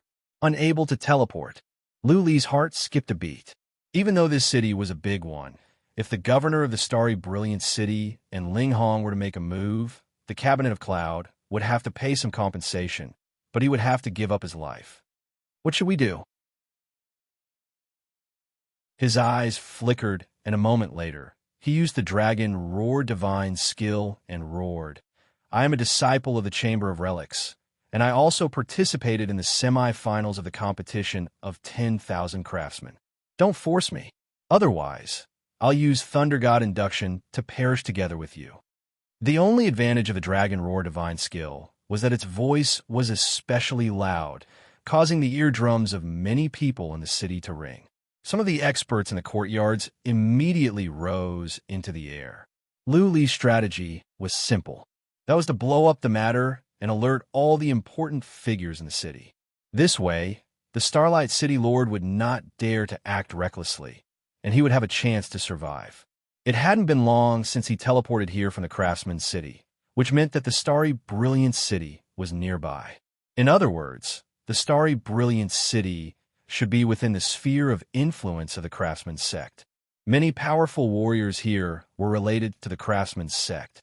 If he revealed his identity and blew up the matter, it was likely that the governor of the Starry Brilliant City and the important figures would be alerted, and the news would be sent to the Craftsman's sect. By then, Patriarch Gu and Long Shuasha would be alerted, and Luli's safety would be guaranteed. Whoosh, whoosh, whoosh, many powerful warriors flew up and spread out their energy. Luli's dragon roar seemed to have woken up many beasts from their sleep. Who dares to make trouble in the city? A loud shout came from the city north. 4 old men flew up. The one at the front was an old man in a blue robe. His white eyebrows were as sharp as swords, and his face was filled with anger. Before he arrived, he had already sensed the ferocious energy of a wild beast. "Greetings, Governor." Many warriors dropped to one knee. Luli was relieved to see the white-eyebrowed old man. This man was at least a super mighty warrior in the divinity. Now that he was here, the governor of the starry brilliant city would not act rashly. Buzzing, the teleportation formation next to the governor of the starry brilliant city glowed. Luli took a look and saw Ling Hong, Yin Tiangang, and the others were teleported over. Luli's hand glowed as another thunderbolt trigger appeared. He bellowed, "Ling Hong, Yin Tiangang, if you dare to do anything, I will detonate the thunderbolt trigger. If I have to die, I will drag half of the people in the city down with me." Before Ling Hong and Yin Tiangang could figure out what was going on, they noticed many people were looking at them. Many powerful warriors were targeting them. Ling Hong and Yin Tiangang looked at each other, feeling bitter. How could they do anything when so many powerful warriors were targeting them? Would the governor of the starry brilliant city not kill them in one move if they did something in the city? "I am Luo Toa." The white-eyebrowed old man said to Lu Li, "Punk, you are a disciple of the Chamber of Relics. You must have heard of me and know the rules. Put away the thunderbolt trigger, or I will kill you in an instant." Luo Toa? Lu Li had no recollection of this name. He did not pay much attention to the divinity. How could he know Luo Tuo's identity when he had not even seen the list? But Luo Tuo's surname was Luo. He might be of the same race as Luo Huang. In other words, he might be from a major family in the craftsman sect. Lu Li nodded and said, "I have heard of Lord Luo. Ling Hong and Yin Tiangang set up a trap to kill me. I had no other choice but to resort to this." Ling Hong's lips moved as he sent a message to the governor of the starry brilliant city. The latter's eyes glowed. He bowed and said, "Lord To, Lu Li has been killing wantonly in the Valley of Artifacts. He has activated the Thunderbolt trigger and killed all the artifact slaves there." "What?" In the sky, many powerful warriors were enraged. There were 20 to 30,000 artifact slaves in the Valley of Artifacts. How could Lu Li kill them all by himself? Those artifact slaves were not precious. That being said, they were all slapped in the face. How could they not be enraged? "Take him down." Luo Tuo's white eyebrows were raised. An old man next to him flew over like a ghost. That old man took out a hoop which turned into a shadow and appeared next to Lu Li in an instant, covering up an area with a radius of dozens of feet. Buzzing, the hoop glowed as a yellow shield appeared around Lu Li, covering him up. The old man's voice came to Lu Li's ears. "Punk, this is the origin inhibition hoop. You can't activate the Thunderbolt trigger now even if you want to. Don't move. I am a bad-tempered old man. If I accidentally kill you, don't blame me." Lu Li had just finished his words when he felt a shadow coming in. A skinny hand grabbed his neck and lifted him up in midair. A surge of energy came from the skinny hand. Lu Li's divine energy was sealed off. At this moment, he felt he could not even move a finger. P.S. I wrote 4 chapters today. I haven't been writing for several days, and I am in a bad state. 1 chapter has been deleted.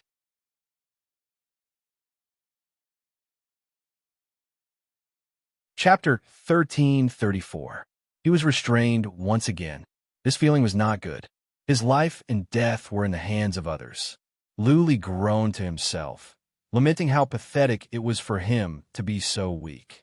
He did not intend to detonate the Thunderbringer. He was not that crazy. There were so many innocent people in the city. If he detonated 2 Thunderbringers, at least millions of people would die. But it was different in the Valley of Tools. All the monsters there were half humans and half beasts.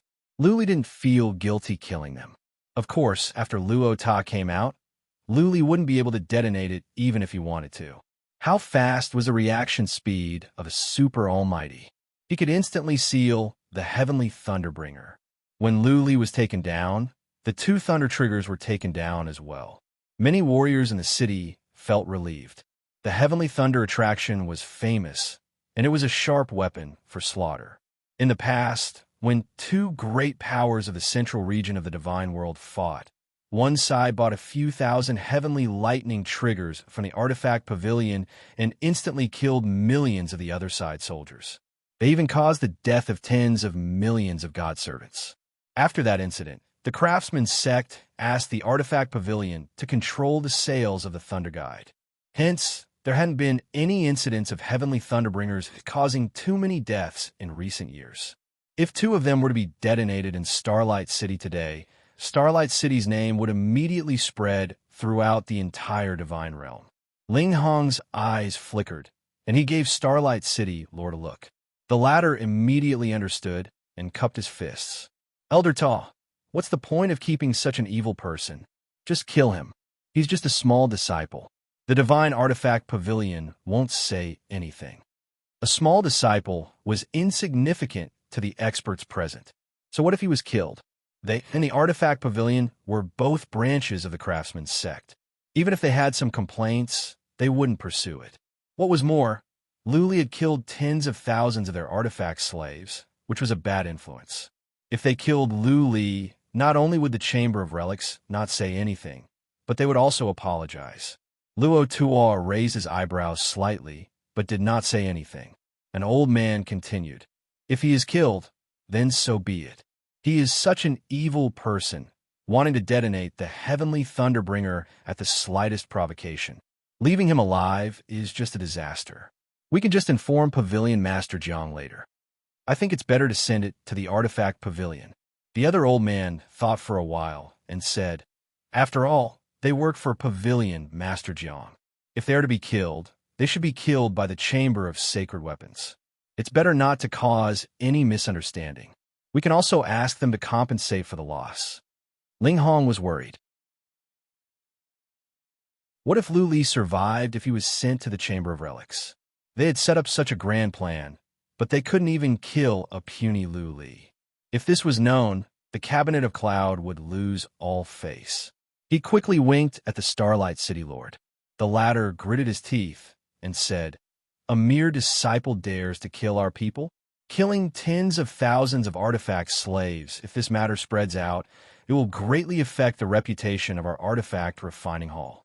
If it didn't kill one to warn the others, what if someone from the Divine Weapon Pavilion came to make trouble again? I think we should kill him immediately. Otherwise, others will think that our refining hall is afraid of the Artifact Pavilion." Many people agreed with the words of the mayor of the starry brilliant city.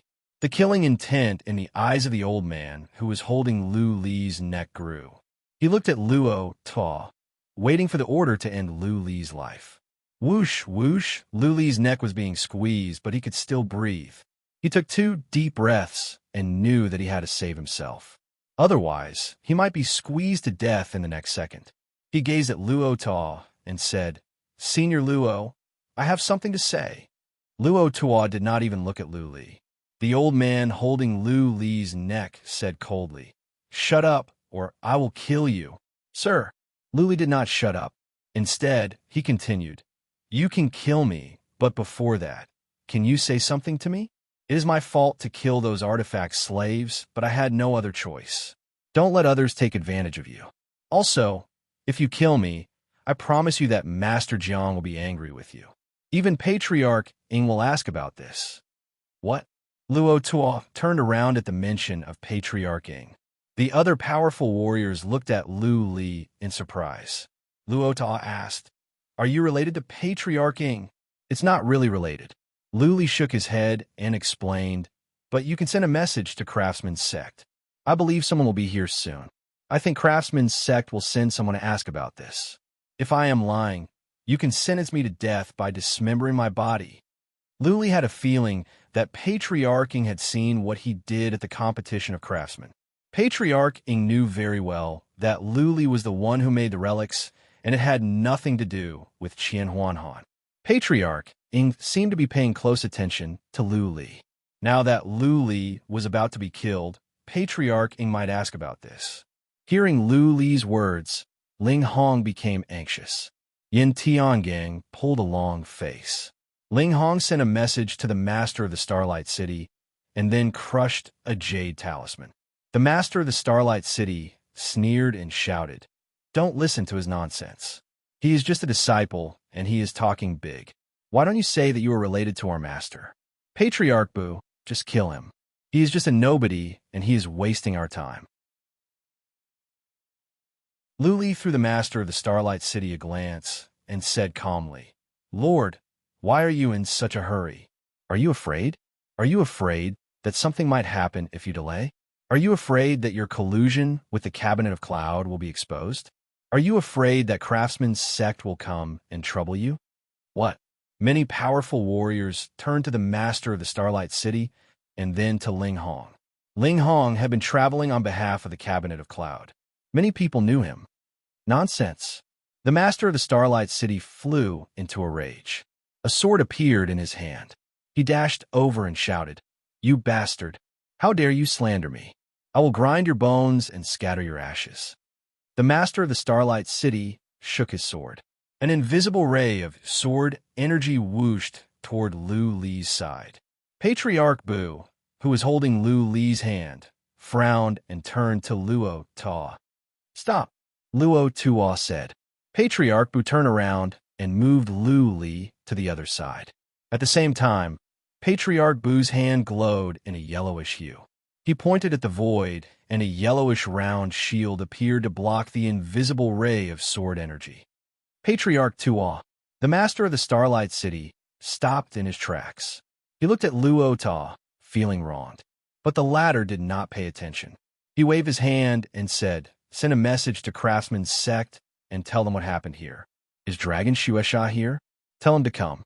Ling Hong and Yin Tiangang looked at each other. Their hearts were weighed down. If Dragon Shueisha was here, Lu Li might survive. "Don't worry. My father will be here soon." Ling Hong's lips moved as he sent a message to Yin Tiangang. A glint of determination rose in Yin Tiangang's eyes. If worse came to worst, he could sneak up on Lu Li and kill him. Would Luo Tuo and Dragon Shueisha dare to kill him when Ling Wanjian was here? The Craftsman City was not far away. An old man walked to the teleportation formation next to Lu Li. Soon, he repaired it and teleported over. Luo Tuo had been waiting quietly in the plaza. The others found it inappropriate to leave, so they stood and waited as well. Buzzing, after the time for one incense stick to burn, before the warriors from the Craftsman City arrived, another teleportation formation glowed. An old man appeared in the teleportation formation. He was not strong, but the air around him was twisting. There were flames dancing in his eyes, which was strange.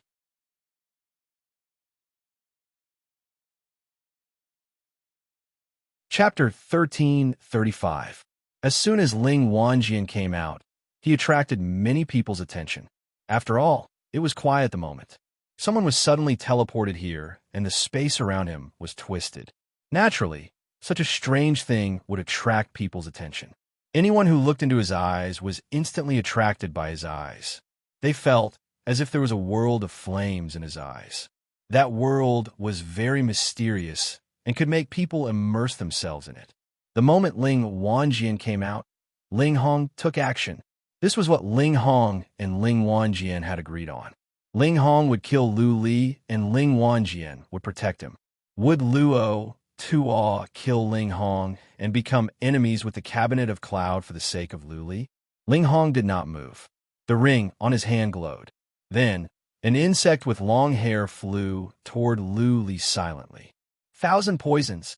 Yin Tiangang did not look at Ling Wanjian. He had been watching Ling Hong. Yin Tiangang trembled when he saw the insect.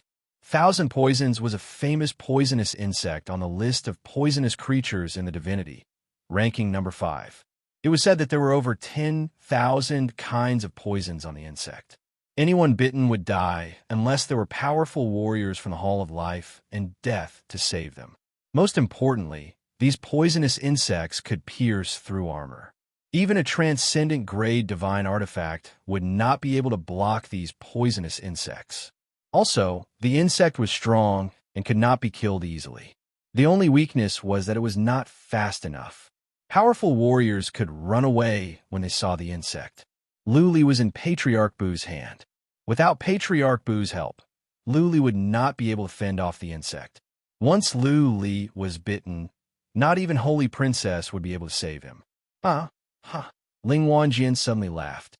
The flames in his eyes swelled as if he was about to explode. The space around him was twisted. He was like a volcano that was about to erupt. A scorching and violent energy spread out from him. Ling Wanjian was ready to take action. Luo Tuol and the others were on high alert. Ling Wanjian was known for his violent abilities in the divinity. Once he made a move, it would be like a storm. Even Luo Tuol would lose his life if he could suppress him. 1,000 poisons? Patriarch Bu noticed Ling Hong's action. Even though the insect was flying toward Luli silently at his realm, he would not have lived to this day if he could not even notice something was approaching. Patriarch Bu's eyes flickered. He was wondering if he should save Luli. If he did not help, Luli would die for sure. If he did, who knew if Ling Wanjian would make a move? Clearly, Ling Wanjian was trying to tell them that he wanted Luli dead. Otherwise, he would not hesitate to fight. Now, it was Ling Hong who was playing dirty tricks. If Patriarch Bu were to help Luli this time, then next time, it would be Ling Wanjian who would kill Luli himself. Now that the super-powerful beings of the immortal world had made their move, the situation might go out of control. If things went awry, countless people in Starlight City would die today. In a split second, Olba made a difficult decision. He chose to ignore it and pretended not to see the poisonous insect. The death of Luli is better than the death of someone from the Artifact Refinement Hall. In fact, there were many experts who had discovered these poisonous insects, but they all chose to ignore them. Now that Ling Wanjian had made his move, whoever dared to save Luli would probably be attacked by Ling Wanjian like a storm. Luo Tuol and the others were not afraid of Ling Wanjian. But to start a war with Ling Wanjian because of an insignificant Luli was not worth it. This insect, Luli sensed a fatal danger. He stared at the insect that was the size of a pinky finger. Looking at the colorful eyes of the insect, Luli pulled a long face. He saw that Patriarch Bu threw a glance at the insect but chose to ignore it. Luli knew that he had been abandoned. Being abandoned was not a big deal for Luli. What bothered him the most was that Patriarch Bu was still holding Luli's neck.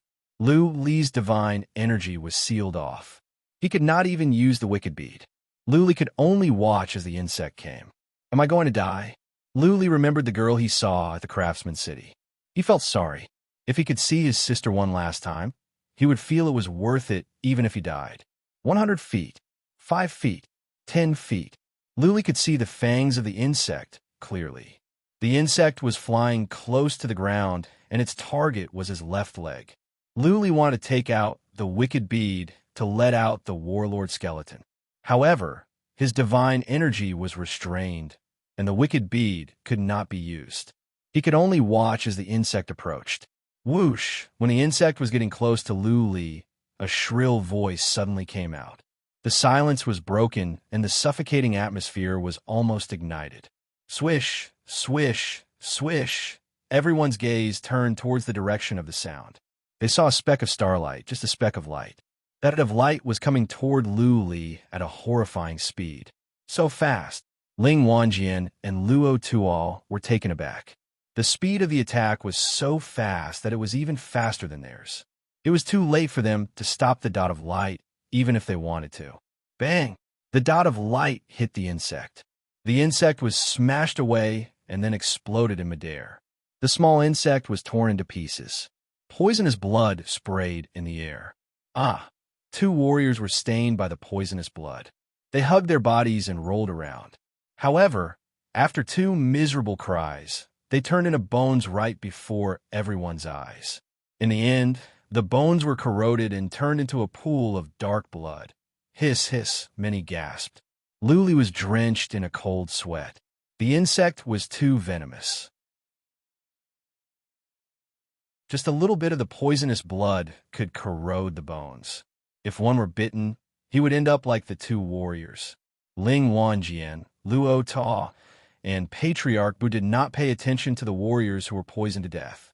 They used psychic power to check the west at once. The dot of light came from the west. Clearly, this person was a super mighty warrior in the divinity. He could hide so well that they did not notice him. This person's attack was unique. Luo Tuol was certain that this person was not from the Hall of Artifact Forgery. He did not even know this person.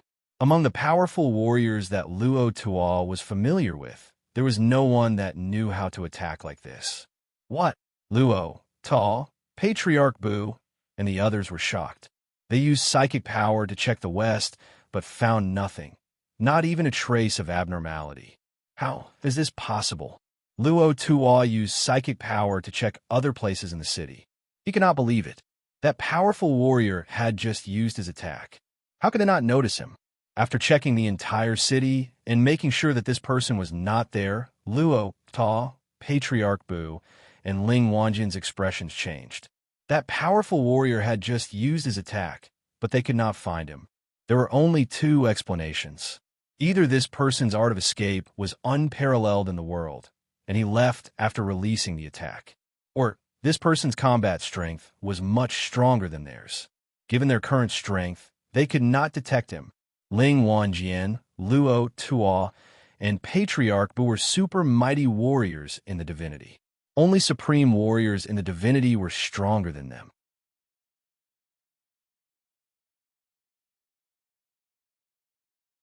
Chapter 1336. Publicly, the supreme divinity only had 100 warriors. Of course, there were some hidden warriors, but not too many. Any supreme warrior in the divinity was powerful. One stomp of his foot could shake the world. Not even the 4 super forces would offend a supreme warrior in the divinity for no reason. Now, someone who was suspected to be a supreme warrior in the divinity was helping Luli. Ling Wanjian, Ling Hong, and Yin Tiangong's hearts skipped a beat. If it was a supreme warrior in the divinity, the consequences would be unimaginable. They could all die. Not a supreme warrior in the divinity. Yin Tiangong murmured. He was determined because he knew Lu Li's situation very well. The surviving members of the Yin family once snuck into the Heaven Reverse universe and investigated Lu Li's family. There was no way that Lu Li could be related to a supreme warrior in the divinity. I don't think so. Soon, Ling Wanjian calmed down. If Lu Li was related to a supreme warrior in the divinity, this would not have happened. A supreme warrior in the divinity could send a message to Ling Wanjian, and he would not have the courage to plot against Lu Li. Also, a supreme warrior in the divinity had his own pride. He would not hide anything. At the level of a supreme warrior in the divinity, he would be unscrupulous. Who could stop him if he wanted to kill someone? When people learned about such a secretive act, the other supreme warriors in the divinity would laugh at them. Luo Tuol cupped his fists and said, "Which friend did this? Please come out." Luo Tuol was an important figure in the divinity, the same level as the chief of Chamber of Relics. To a certain extent, he could represent the craftsman's sect. His words carried weight. Unfortunately, with that said, there was no response. That mysterious warrior did not show up or respond. Who saved me? Luli was confused as well. Judging from how serious Ling Wanjian and Luo Tuol were, this warrior must be of a high level. The most powerful warrior Lu Li knew should be Long Xuesha. Clearly, the one who helped him must be more powerful than Long Xuesha. Is it the warrior with Lu Ling? Lu Li thought. If that Lu Ling was really his sister, then it was understandable that she would ask for help from a powerful warrior. The question was, if Lu Ling was his sister and she asked someone to help him, why didn't she come out and meet him?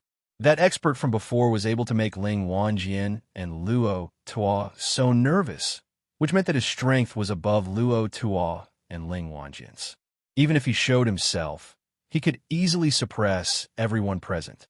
If Lu Ling could recognize him, how could she not show herself? Luli could not figure out. He had to wait and see. Luo Tuol waited for a moment, and when he saw that there was no response, he became slightly angry. No matter what, he was a powerful figure, yet he was being ignored like this. How could he not be angry? After a while, The teleportation formation connected to the craftsman's sect lit up, and 5 figures appeared in the teleportation formation. Luli glanced over and was overjoyed. The 5 were Dragon Blood Fiend, Patriarch Gu, and the others. As soon as Patriarch Gu came out, his expressions changed when he saw Luli being restrained by Patriarch Bu. But he restrained himself, and just threw Long Shuesha a look. Patriarch Gu could not stand up for Lu Li, or else the Palace of Evil Spirit would pay special attention to him. Therefore, Dragon Blood Fiend was needed. Both Dragon Blood Fiend and Chief Master of Chamber of Relics were aware of Lu Li's situation, and that Lu Li had learned the Slayer's move. Lu Li was a disciple of the Chamber of Relics. It was best for Patriarch Gu to protect him. Ling Wanjian, Ling Hong. Dragon Blood Fiend's beard gave him the appearance of a villain, a ruthless bandit. He glanced over Ling Wanjian and Ling Hong coldly. He had some guesses. He took a few steps toward Lu Li before he asked Luo, Patriarch To, what is going on here? The mysterious, powerful warrior did not answer Luo To. Luo To was unhappy, and he would not be in a good mood. He said coldly, ask your disciples. Luo To turned to Patriarch Bu, who put Lu Li down. But he kept one hand on Lu Li's shoulder. He did not let Lu Li go completely. Lu Li took a deep breath to calm himself down. Cupping his fists, he said, Patriarch Long, Patriarchs, here is what happened. I fell into a trap. Someone lured me here from the Craftsman City. I followed a group of people to the Starlight City and entered this teleportation formation. However, I was not teleported to the Starlight City. Someone altered the inhibition formation and teleported me to the Valley of Artifacts. Ling Hong and Yin Tiangang ambushed me there. To protect myself, I was forced to use the lightning trigger. When I arrived at the Starlight City, this city owner began to hunt me down. Just now, Ling Hong released a venomous bug to kill me. Basically, this is what happened. I am at fault. Please punish me. Patriarch Long, Patriarchs, please uphold justice for me. Lu Li did not hide anything or embellish the story. He told them the whole story. Ling Hong and Ling Wanjian did not change their expressions when Lu Li finished.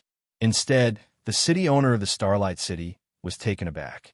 Yin Tiangong's eyes flickered. He was nervous. Nonsense. Long Shuisha glared at Lu Li angrily and said, the chief gave you the thunder trigger to protect yourself, not to kill. No wonder Patriarch Tuo is angry that you killed tens of thousands of weapon slaves of the Hall of Artifact Forging. Tens of thousands of artifact slaves are a lot of divine sources. Never mind, never mind. I will compensate you for your loss, for the sake of the chief's favor. Long Shuisha's appearance was coarse, but he was skillful in his speech. In a few words, he turned a big issue into a small one. Looking at Patriarch Ta, he said, Patriarch Ta, this is my disciple's fault. We are willing to accept all the losses. I hope you can show me some respect. What do you say? Long Shuesha was being humble and didn't say anything about the collusion between the city owner of the Starlight City and Ling Hong. If Luo Ta didn't show him respect, Long Shuesha wouldn't be in such a high position today. Long Shuesha nodded. Patriarch Bu moved his hand away from Lu Li's shoulder, indicating that the Hall of Artifact Refinement would no longer pursue Lu Li's matter. Long Shuesha clasped his fists at Luo Tuo gratefully. Then he turned around. His eyes were fierce, and a surge of violence spread out. A giant axe appeared in his hand. After God power was infused into it, the giant axe shone brightly. There were also 3 artifact spirits circling around the giant axe. Its aura was many times stronger than an ordinary transcendent gray god artifact. Long Shuisha glared at Ling Wanjian with killing intent and said, Brother Wanjian, how do you explain what happened today? Why did you murder my disciple? Do you think the Chamber of Relics is a pushover? The fact that Lu Li killed Ling Faidu was not made public. The fight at the Brown Blood Mountain and the revenge from the Chamber of Relics were carried out in secret. The two forces didn't fall out openly. Therefore, on the surface, Long Shuesha was in the right. This was the Starlight City, the territory of the Craftsman's sect. If Ling Wanjian didn't give him an explanation, Long Shuesha would take the chance to teach him a lesson.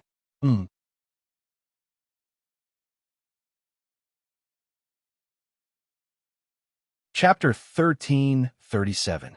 Under normal circumstances, if the two forces were not mortal enemies, they would not shed all pretenses of cordiality. When two tigers fight, one will definitely be injured. The artifact pavilion was backed by the craftsman's sect, and the High Cloud Pavilion also had the support of a big force. Once they fell out, it would not be good for either side. If the two giants were to fight, the consequences would be unimaginable. Perhaps the two great forces would suffer great losses. It was unknown how many people would die and how many experts would fall. Therefore, under normal circumstances, when there was a dispute between two major forces, when one side was in the right, the other side would back down and compromise. It was no big deal to suffer some losses. As long as it was not a serious injury, it was not a big deal. He would just have to find a chance to get it back. Ling Wanjian, on the other hand, was ready to fight to the death, cutting off all means of retreat. If the dragon Shuesha continued to press on, it would be a life-and-death struggle.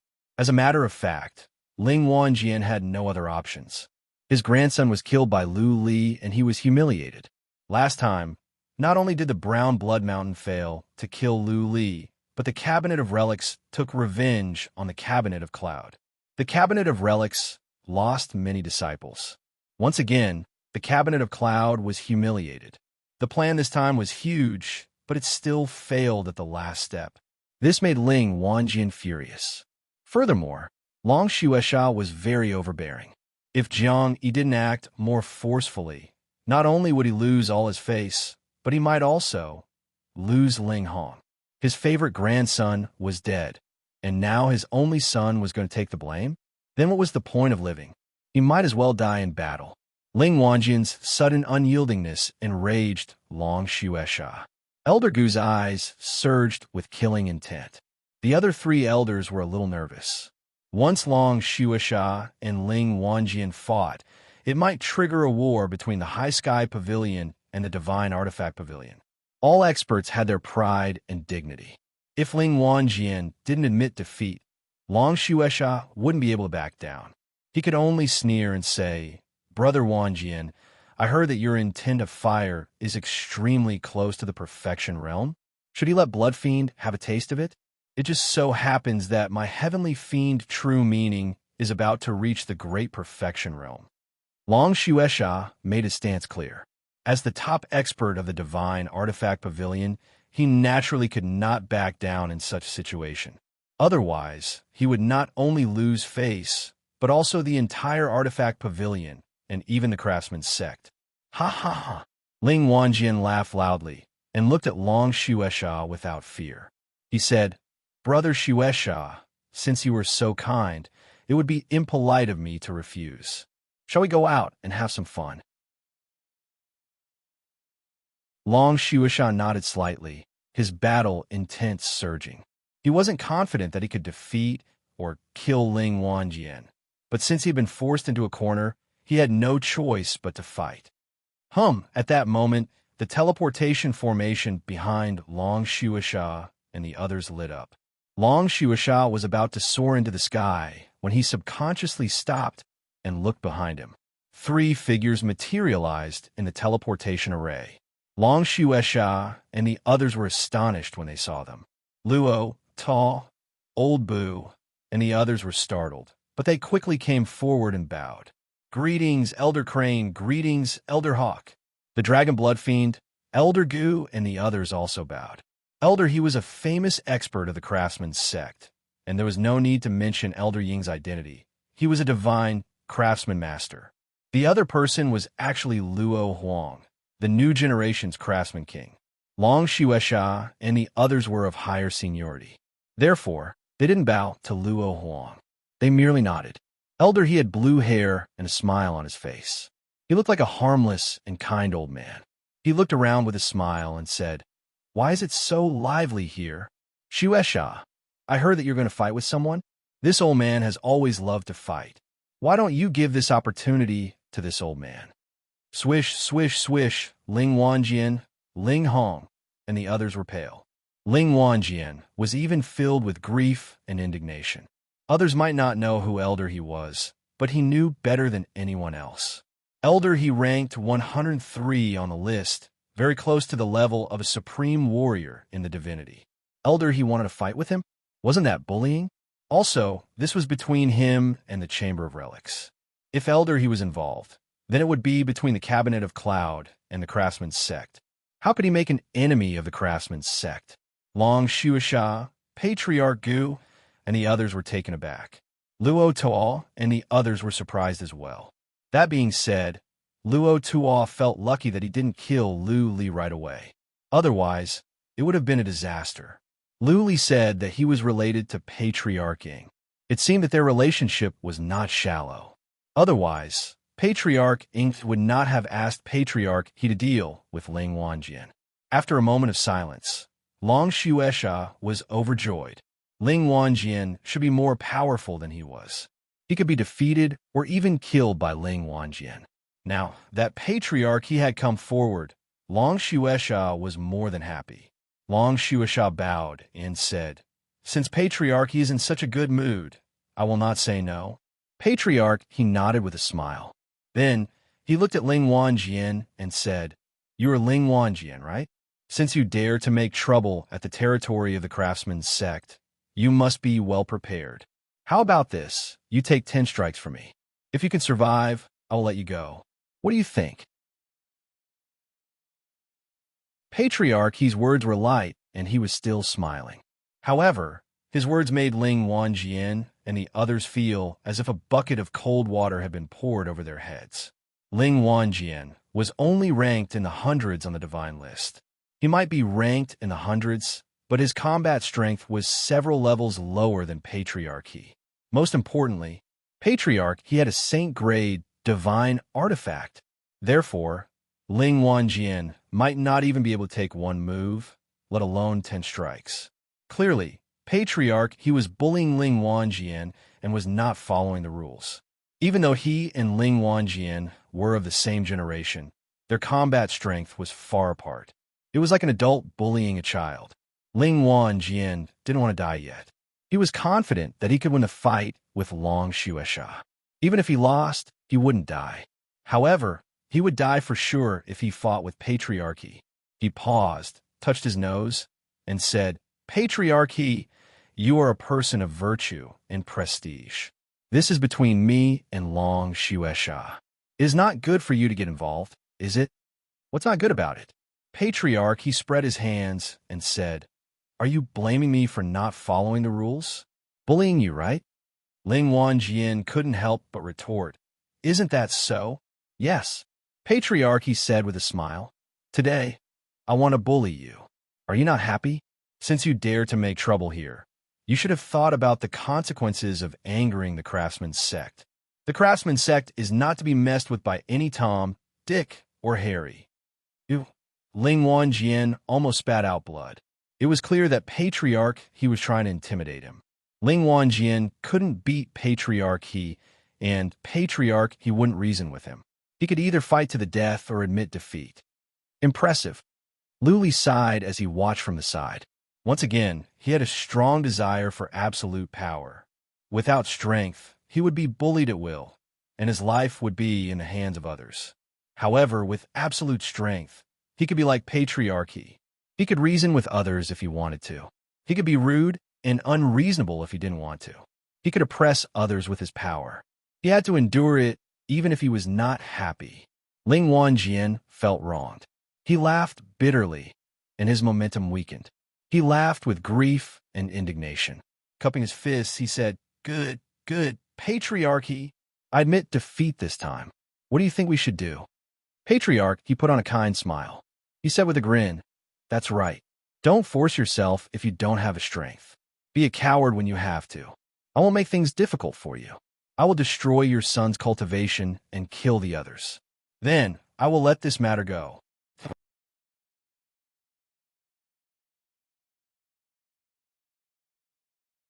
Chapter 1338. This time, Cabinet of Cloud sent 5 warriors, all mighty warriors from the divinity, including Yin Tiangang and Ling Hong, There were 7 of them. Now, Patriarch, he was going to incapacitate Ling Hong and kill the other 6. Yin Tiangang and the 5 mighty warriors from the divinity were taken aback, especially the other 5. They were only here to help, and they had done nothing. Now, they were going to suffer for no reason. Yin Tiangong's expression was even worse. He had gone to great lengths to kill Lu Li. This time, he had spent a fortune and planned for a long time. Not only did he fail, he was going to lose his life. The divine imperial universe was conquered by Lu Li, and the divine imperial city was taken away. Over half of the Yin family disciples were killed. The remaining ones would either be eliminated or lingered on. Unless Yin Tiangang could return to the 9 universes through the space-time office, there was no hope for the Yin family to rise again. Given Yin Tiangong's abilities, he would not be able to take the teleportation formation in the space-time office within thousands of years. Therefore, his only wish recently was to kill Lu Li and avenge the Yin family disciples that had passed away. He did not expect that he would die in Xingmong City. Yin Tiangong's eyes were filled with hatred. He stared at Lu Li and then at Ling Wanjian, hoping that Ling Wanjian could protect him. However, Ling Wanjian did not even look at him. After a while, Ling Wanjian said, "Patriarchy, Ling Hong is my only son, my only hope. I hope he could show mercy." Swish, swish, swish, Yin Tiangang and the other 5 mighty warriors from the divinity lost all hope. Ling Wanjian was giving up on them. If they were to stay here, death would be their only outcome. Lu Li, go to hell. Yin Tiangang knew that he could not escape death. He shouted in grief and indignation. He sprang up and took out a saber. He dashed toward Lu Li like a beast that was in a desperate situation and was about to die. Puny thing. Long Xuesha threw Yin Tiangang a casual look and swung his axe at Yin Tiangang. Long Xuesha did not use any powerful move. With a flash of white light, Yin Tiangang was cut in half before he could react. Even the supreme relic he was wearing was cut in half. Yin Tiangang dead. Lu Li blinked. He could not believe it. His number 1 enemy in the mortal world was killed so easily. Back then, Yin Tiangang had only condensed a wisp of his divine sense, and they were almost helpless and killed. That was an almighty being from the God realm.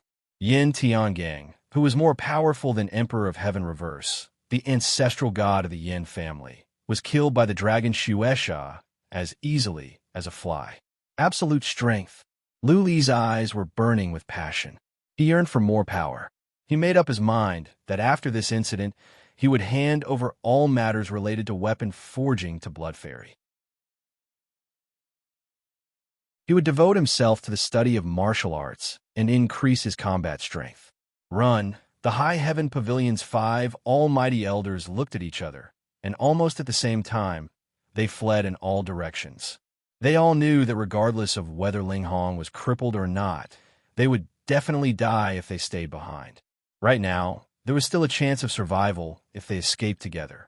Perhaps one of them would be lucky enough to escape from the city. They were thinking too much. Luo Tuo gave a signal with his eyes, and Old Boo and a few other experts made their moves. Each of them locked onto one person, and in just 2 blinks of an eye, 5 Divine Worlds Almighties were killed. The attacks of the 5 martial experts were extremely fast. Before Lu Li could even see clearly, the 5 of them had either been killed or cut in half at the waist. Ling Wanjian looked at the 5 who had died a miserable death. He put on a bitter smile. Seeing that Patriarch, he did not respond. Ling Wanjian looked at Ling Hong in pain. Ling Hong put on a bitter smile. There were 2 ways to destroy cultivation. The first was to smash the pellet and turn all the divine energy into nothingness. The second was to smash the soul, which would turn the warrior into a vegetable. There was a chance to rebuild the soul, but it was highly likely that the warrior would die. By smashing the pellet and turning all the divine energy into nothingness, there was still a chance to cultivate again. As long as he could find the best materials to rebuild the pellet and cultivate the divine energy back, there was a chance that he could regain his abilities. However, once the pellet was smashed, the warrior's future cultivation would be affected. After all, it was not the original pellet, and it could hurt the body's foundation. Bang! Ling Hong made up his mind and smashed at his abdomen. Rather than letting Ling Wanjian do it and inflict more pain on him, Ling Hong would rather destroy the pellet himself. Poof! Blood gushed out from Ling Hong's mouth. He staggered back. He looked at Long Shuasha, Lu Li, and Patriarchy without saying a word. Let's go. Patriarchy smiled, ignoring Ling Hong's stare. He patted Luo Huang's shoulder and murmured while walking toward the teleportation formation, Huanger, the world is crueler than you can imagine. In this world, if you don't bully others, others will bully you. Therefore, you must work hard in cultivation so that you will not be bullied. Poof! Hearing this, Ling Hong spat out a mouthful of blood and fell to the ground, unconscious. The bitter smile on Ling Wanjian's face deepened. He laughed out loud and carried Ling Hong up into the sky, quickly disappearing into the distance. He did not leave a single word behind. Lu Li looked toward where Ling Wanjian went. Lu Li knew that a dog that bites does not bark. Ling Wanjian must hate Lu Li to death since he said nothing. In the future, Ling Wanjian would do everything he could to kill Lu Li. What a headache! Yin Tiangang was dead, and Lu Li had one less enemy. Now, he had gained a super mighty warrior in the divinity. From now on, Lu Li would not be able to walk around randomly. He could be shot to death by an arrow that came out from a corner. Let's go back to the city of divinity. Long Shuasha threw Lu Li a glance and cupped his fist to Luo Ta. Then he followed Patriarch He and the others to the teleportation formation. Lu Li followed them quietly. They stepped into the teleportation formation. Luo Tua sent someone to activate the teleportation formation. After a glare, they arrived at the city of divinity. When Patriarch Hawk and Patriarch He came out, many people at the plaza bowed to them. The important figures didn't want to go through so much trouble. They flew to the inner city at once. Back to the manor. Long Shuesha gave Lu Li another look and left with Patriarch Gu and the others. Luo Huang, on the other hand, didn't fly away. She stood next to Lu Li. Lu Li cupped his fist to Luo Huang. Then he walked toward the inner city in a low-key manner. However, Luo Huang followed him and walked side by side. I am curious. Luo Huang didn't look at Lu Li. She spoke as if she was talking to herself. Her voice was soft and pleasant. You are just an average disciple of the Chamber of Relics. What makes you think that so many powerful warriors would plot against you and help you? Luo Huang had met Lu Li during the competition of craftsmen. He was just a servant of Qian Huanhan. In her eyes, Lu Li was at the lowest level. However, not only Long Shuasha and the others were alarmed, but Patriarch Hawk was involved as well. Luo Huang had asked her grandpa to help. A disciple of the Chamber of Relics was too much. Luo Huang was curious, which was understandable. Anyone else would be confused. Lu Li didn't know how to answer. As a matter of fact, he didn't expect that Patriarch Hawk would think so highly of him. Not only did he come, but he also asked Patriarchy to help. How can I do that? Lu Li thought for a while. He touched his nose, embarrassed. He turned around and smiled at Luo Huang, showing his white teeth. Shrugging his shoulders, he said, Maybe it is because I am good-looking. Bah, shameless. Luo Huang snorted and swaggered away. P.S. That's the 5th chapter. I know I owe a lot. Today, I will update. Also, the WeChat official account resumed its push. Today, it was the portrait of Dongfang Ning on the list of most beautiful women. You can go and see if she looks like her.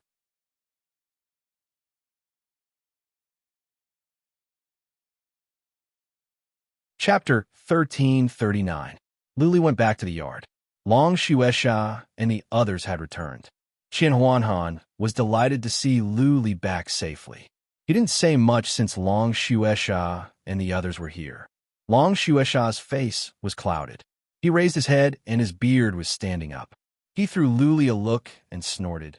Lu Li, why did you go to the Xingmong city for no reason? This time, it was Long Shuesha who led the team, and he almost made a big scene. The compensation of tens of thousands of artifact slaves was a huge sum, not to mention everything else. If it were not for the fact that Lu Li was Patriarch Gu's protege, and that he had helped Qian Huanhan win the third place in the tournament of craftsmen, Long Shueisha would have punished Lu Li severely and wouldn't even have saved him. I am sorry, Patriarch Long. Lu Li apologized sincerely. He bowed and said, I am not experienced enough. I was tricked by Ling Hong and Yin Tiangang. Next time, I will be more careful. I will ask Patriarch Long before I do anything. Long Shueisha looked better. Patriarch Gu threw Long Shueisha a look and pretended to be angry. Lu Li, this is not the end. I will report to the chief. You and Qian Huanhan will not be rewarded for what you and Qian Huanhan have done. Maybe the chief will be angry and put you in detention again. Remember this. If there's a next time, nobody will save you. Yes, yes. Lu Li bowed and said, Patriarch Gu, you are right. I will bear it in mind. Long Shueisha waved his hand. He didn't want to say more and asked Lu Li to leave. However, at that moment, there came some footsteps. Long Shueisha and the others checked with psychic power. They were taken aback. They all stood up and went out. Lu Li checked with psychic power and found it was Patriarch Eagle. He frowned. He had a bad feeling. Was Patriarch Eagle going to take him as a protege? Lu Li went out as well. Patriarch Eagle and Long Shueisha chatted with each other on their way in. They didn't even look at Lu Li. When they sat down, Patriarch Eagle turned to Lu Li and Qian Huanhan and said, You are both young talents, geniuses in forging artifacts. Shueisha, I wonder who you two are apprenticed to? Both Long Shueisha and Patriarch Gu's expressions changed. Patriarch Hawk had asked Patriarch he to go and rescue Lu Li, which in itself was a great gift. Needless to say, he was here for Lu Li. Patriarch Eagle must have found out that Lu Li was not apprenticed to anyone. Otherwise, Patriarch Eagle wouldn't have come to Lu Li's door. Patriarch Eagle would not do something like snatching someone else's apprentice. Long Shueisha winked at Lu Li and said with a smile, Qian Huanhan is Shana's favorite disciple. Lu Li has been with Shana all this time. You can say that you are Shana's apprentice. Half a disciple? Patriarch Ing smiled lightly. He looked at Shan He and said with a smile, Shan He, I think this Lu Li is not bad. I happen to be in need of a closed-door disciple. How about letting him go with me? Elder Gu and the others were visibly moved. Although they had guessed Elder Ying's intentions, they had not expected him to be so straightforward. He wanted to take Lu Li as his disciple in front of so many people, and a last disciple at that. Lu Li's breaths were short. This Patriarch Ing was a master craftsman. Putting aside everything else, Patriarch Ing was a disciple of the craftsman's sect. What was more, Lu Li would enjoy a high status in the craftsman's sect. He would have all kinds of cultivation resources and treasures. His status would be much higher than before. A master craftsman's influence was extraordinary. Many powerful warriors would need a master craftsman to customize weapons, and they would owe the master craftsman favors. As a closed-door disciple of Patriarch Ing, Lu Li's status could be compared to a core disciple of a major sect. His status was similar to that of Cho Qianjun, the future master of the Palace of Evil Spirit. Many young ladies from prestigious families would throw themselves at Lu Li. In the future, no matter where Lu Li went, nobody would dare to lay a finger on him. Not even Ling Wanjian could do it openly. If he did it secretly and the craftsman's sect found evidence, Ling Wanjian's family would be doomed. In other words, as long as Lu Li agreed to Patriarch Ying's request, he would be able to make the great leap from a mortal to an immortal. All his problems would be solved. Finding Lu Ling would not be a problem. Going back to the Heaven Reverse Universe and the Earth Imperial Universe would be a piece of cake. The temptation was so great that Lu Li could not control his emotions. He was so excited that he could not control himself. He was trembling. Patriarch Gu pulled a long face. He truly saw Lu Li as his disciple, or even his son. Now, someone important wanted to take Lu Li away from him? In the world of forging artifacts, apprenticeship was a serious matter. The first rule of the Chamber of Relics was that one should not betray the master. In other words, a disciple could not be apprenticed to two masters. Patriarch Gu's pride would not allow Lu Li to be apprenticed to two masters, let alone Patriarch Ying. The more Patriarch Gu looked at Lu Li, the more he liked him. What was more, Lu Li was going to avenge Patriarch Gu. That being said, there was one thing that was beyond doubt. If Lu Li was apprenticed to Patriarch Ying, he would be of greater help. Patriarch Gu's eyes flickered. Soon he made up his mind.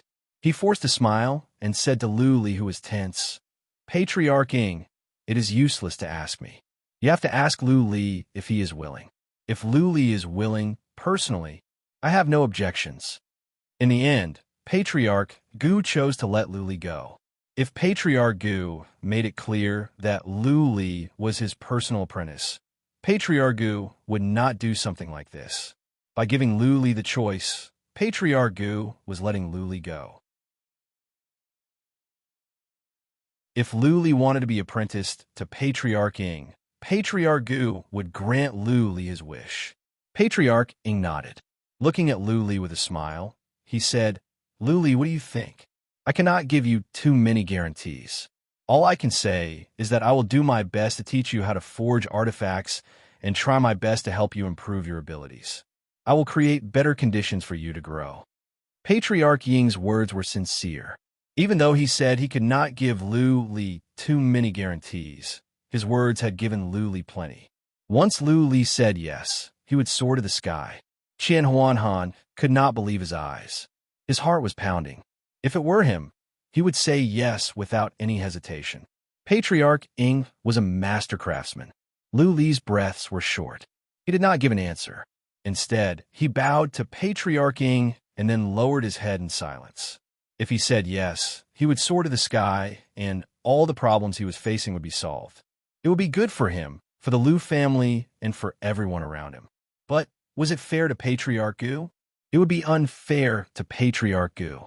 Patriarch Gu had placed all his hopes on Lu Li. Lu Li had to turn his back on Patriarch Gu, which was a stab in Patriarch Gu's heart. Patriarch Gu had not recovered from the pain of losing his son. If Lu Li were to turn his back on Patriarch Gu would be heartbroken. What was more, this was against Lu Li's principles. It was not in his character to forget morality at the sight of profit. What was more, following Patriarch Ying would mean that Lu Li would spend the rest of his life forging artifacts. He would be labeled as an artifact craftsman. What was more, Lu Li longed to be a warrior and become a powerful one. On the one hand, there was a glorious future. On the other hand, there was his morality. Lu Li was torn. He threw a glance at Patriarch Gu from the corner of his eye. Seeing the sadness on Patriarch Gu's face, Lu Li's heart ached. At this moment, Lu Li suddenly made a decision. There were all kinds of temptations in life. If Lu Li could not stay true to himself, would he still be who he used to be?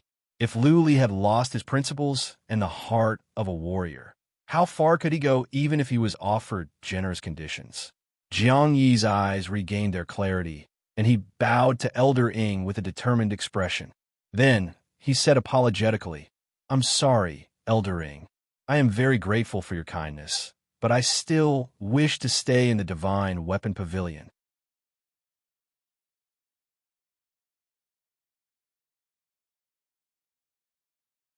Chapter 1340. There were many choices in one's life. Lu Li had made many as well. He had turned down many temptations, and he had resisted the arrangement of fate. On many occasions, when he was on the brink of death, he chose not to give in. Some of his choices might be wrong, but Lu Li did not regret them, like this moment. He might have made the wrong choice. If he missed this chance, he might have to work harder, and he might not be able to become Patriarch Eagle's apprentice for the rest of his life. But he did not regret it. He would have a guilty conscience if he turned his back on Patriarch Gu. His mind would not be clear. He might spend the rest of his life in guilt. He was young, and he still had a chance. He was Patriarch Gu's only hope. How could Lu Li have the heart to break an old man's heart? As soon as Lu Li finished his words, Long Shuasha and the others were taken aback. Qian Huanhan's jaw dropped so wide that an egg could fit in. Patriarch Gu looked up at once. Tears almost rolled down his cheeks.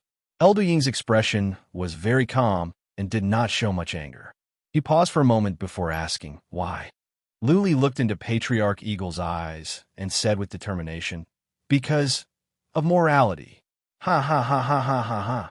Patriarch Eagle stood up in delight and left with a laugh. Long Shuesha and the others did not have the time to see him off. He had already left the yard. Even though he was laughing, nobody could tell whether he was happy or angry. Maybe he was just trying to hide the rage in his heart by laughing. Long Shuesha and the others said nothing. They did not know what to say. After all, it was not right to ask Luli to leave, but it was not right to ask Luli to stay either. They had to say nothing. Qian Huanhan wanted to say something, but could not. Patriarch Gu's wrinkled face twitched. He sighed and said, Luli, you should have seized this chance. Luli did not mind anymore. He could not do anything even if Patriarch Eagle wanted to vent his anger on him. Luli said with a smile, I still think the Chamber of Relics is better. The seniors are caring for me. The Craftsman's City is too big. I am not used to living here. Hunk. Long Shuisha stood up, sighed, and went back to his room. The other patriarchs looked at each other, not knowing what to say. They all left. Take a rest. Take a rest. Elder Gu sighed. Elder Ing had already left, so there was no point in saying too much. He could only wave his hand. Lu Li and Qian Huanhan left. As soon as they entered the room, Qian Huanhan activated the inhibition formation and yelled, Bossly, have you lost your mind? What a great opportunity. Why didn't you grab it? Don't you know how much help becoming Elder Eagle's disciple will be to you? You don't know. All right, that's enough. I know everything. Lu Li waved his hand to stop Qian Huanhan's long-winded speech. Calmly, Lu Li said, I know many things. This is my choice. You don't have to say more. Sigh. Qian Huanhan sighed with pity. Lu Li was not in a hurry, but Qian Huanhan was. He paced up and down in the room, sighing every now and then. He wished that Patriarch Ing was going to choose him. Boss, I really admire you. Half a day later, Qian Huanhan sighed with emotion. He no longer hesitated and lay down with peace of mind. Lu Li suddenly asked, Little Han, do you have any books on Wu Dao? For example, the specific cultivation direction of the divine realm. Boss, what do you need books like this for? Qian Huanhan blinked his eyes and said suspiciously, You are very talented in crafting weapons. You should take the time to study crafting weapons. Once you become a divine craftsman, even the supreme masters in the divinity realm won't dare to touch you. Lu Li shook his head and forced a smile. He was fed up with being controlled by others. Forging artifacts was just a hobby. Cultivation of his own strength was the way to go. Qian Huanhan thought for a while. He used psychic power to check his interspatial ring. Soon, he took out a yellowed book and handed it to Lu Li. This is about the direction of cultivation. Boss, take a look. Qian Huanhan used to call Lu Li brotherly. Now he called Lu Li boss directly. It was all thanks to Lu Li that Qian Huanhan was able to win the third place in the competition of craftsmen. Lu Li had allowed Qian Huanhan to hold his head high in front of Meng Feier. At the moment, Qian Huanhan was feeling pleased. Lu Li did not mind Qian Huanhan. He took over the book and began to read. The book was a general description of cultivation. There were no detailed instructions. It only explained the general aspects of cultivation. Half a day later, Lu Li gave the book back to Qian Huanhan. He sat with his legs crossed to digest the knowledge he had just read. The book covered a wide range of knowledge. It systematically described the cultivation directions after reaching the immortal realm, which benefited Lu Li a lot. At the immortal realm, there were 4 ways to become stronger. The first was to refine the body. At the immortal realm, many tried to refine the body, but not many could achieve great results and it would take a long time. It was said that there was a powerful warrior who had been focusing on body refinement for hundreds of thousands of years. Not even supreme warriors in the divinity could kill him.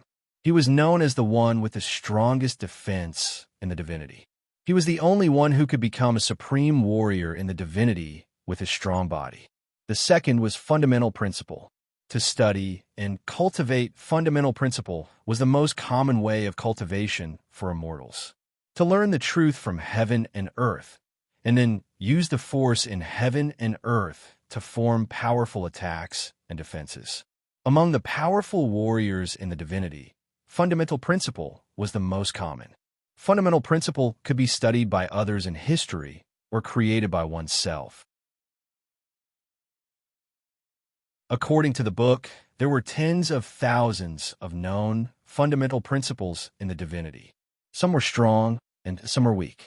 True meanings were also divided into different grades: low grade, mid grade, high grade, transcendent grade, and saint grade. The higher the level, the more powerful the fundamental principle would be. Low-level fundamental principles could be improved by integrating other fundamental principles or directly reaching a higher level. The third way of cultivation was soul cultivation. There were many powerful soul warriors in the divinity, and those with souls were the most horrifying.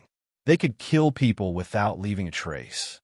It was difficult for powerful soul warriors to cultivate, even more so than body refinement.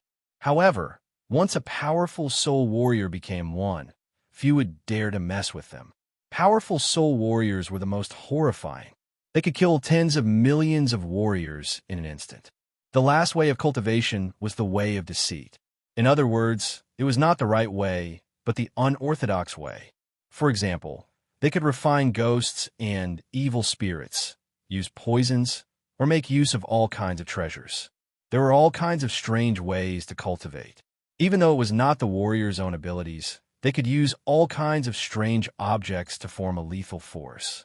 Strictly speaking, Luli was also on the way of deceit. He could use the immortal's body and the warlord skeleton to form powerful abilities. He himself was just an average immortal, but he could kill an immortal on the list. This was the way of deceit. Of course, no matter what the way was, as long as it could kill enemies, then it was a good way. If Luli had a skeleton puppet and could kill supreme warriors in the divinity, then he would be one as well. 4 paths. Which one should I choose?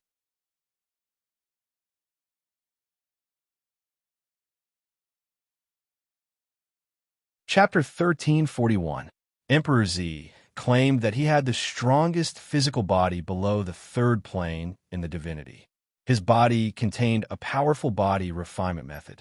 The immortal's body was strong. If Luli's body could be as strong as the immortal's body, then he would be able to fight. At the very least, he would be able to defend. Therefore, Luli could focus on body refinement. But he had learned the Slayer's move. It was said that the Slayer's move was one of the top 10 in the divinity. If Luli could perfect the Slayer's move, he would be as strong as a supreme warrior in the divinity. Therefore, Luli could focus on the path of fundamental principles as well. However, after reading the book, Luli did not have much hope of learning the Slayer's move to the perfect state.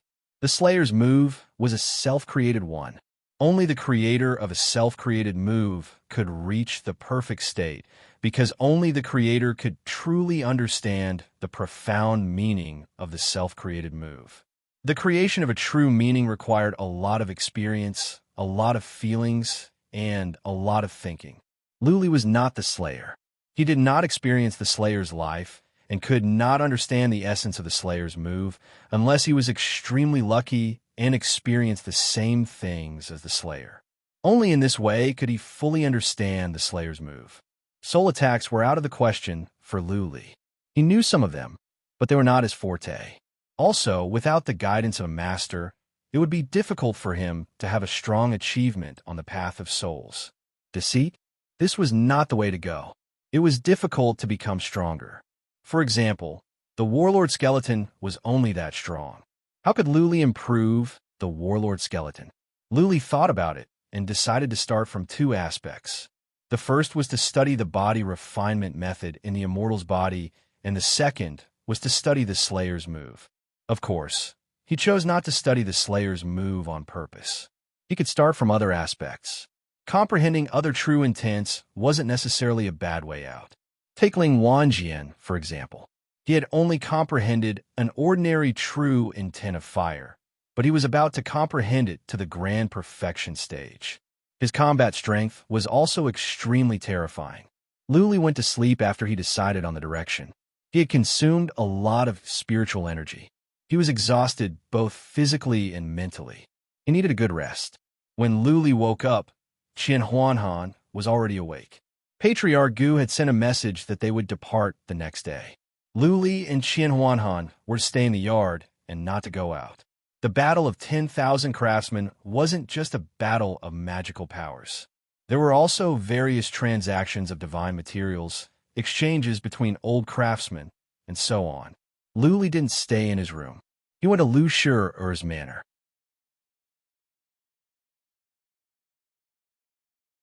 He thanked Lu Shi and Holy Princess and asked for their help to meet Lu Ling in the future. Having missed their last meeting, Lu Li knew that he wouldn't have another chance to see her anytime soon.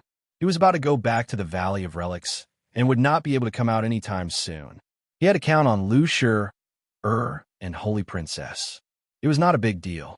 Lu Shi and Holy Princess promised that they would help if they had the chance. After all, they only had to meet Lu Ling once, and they both had Lu Li's portrait.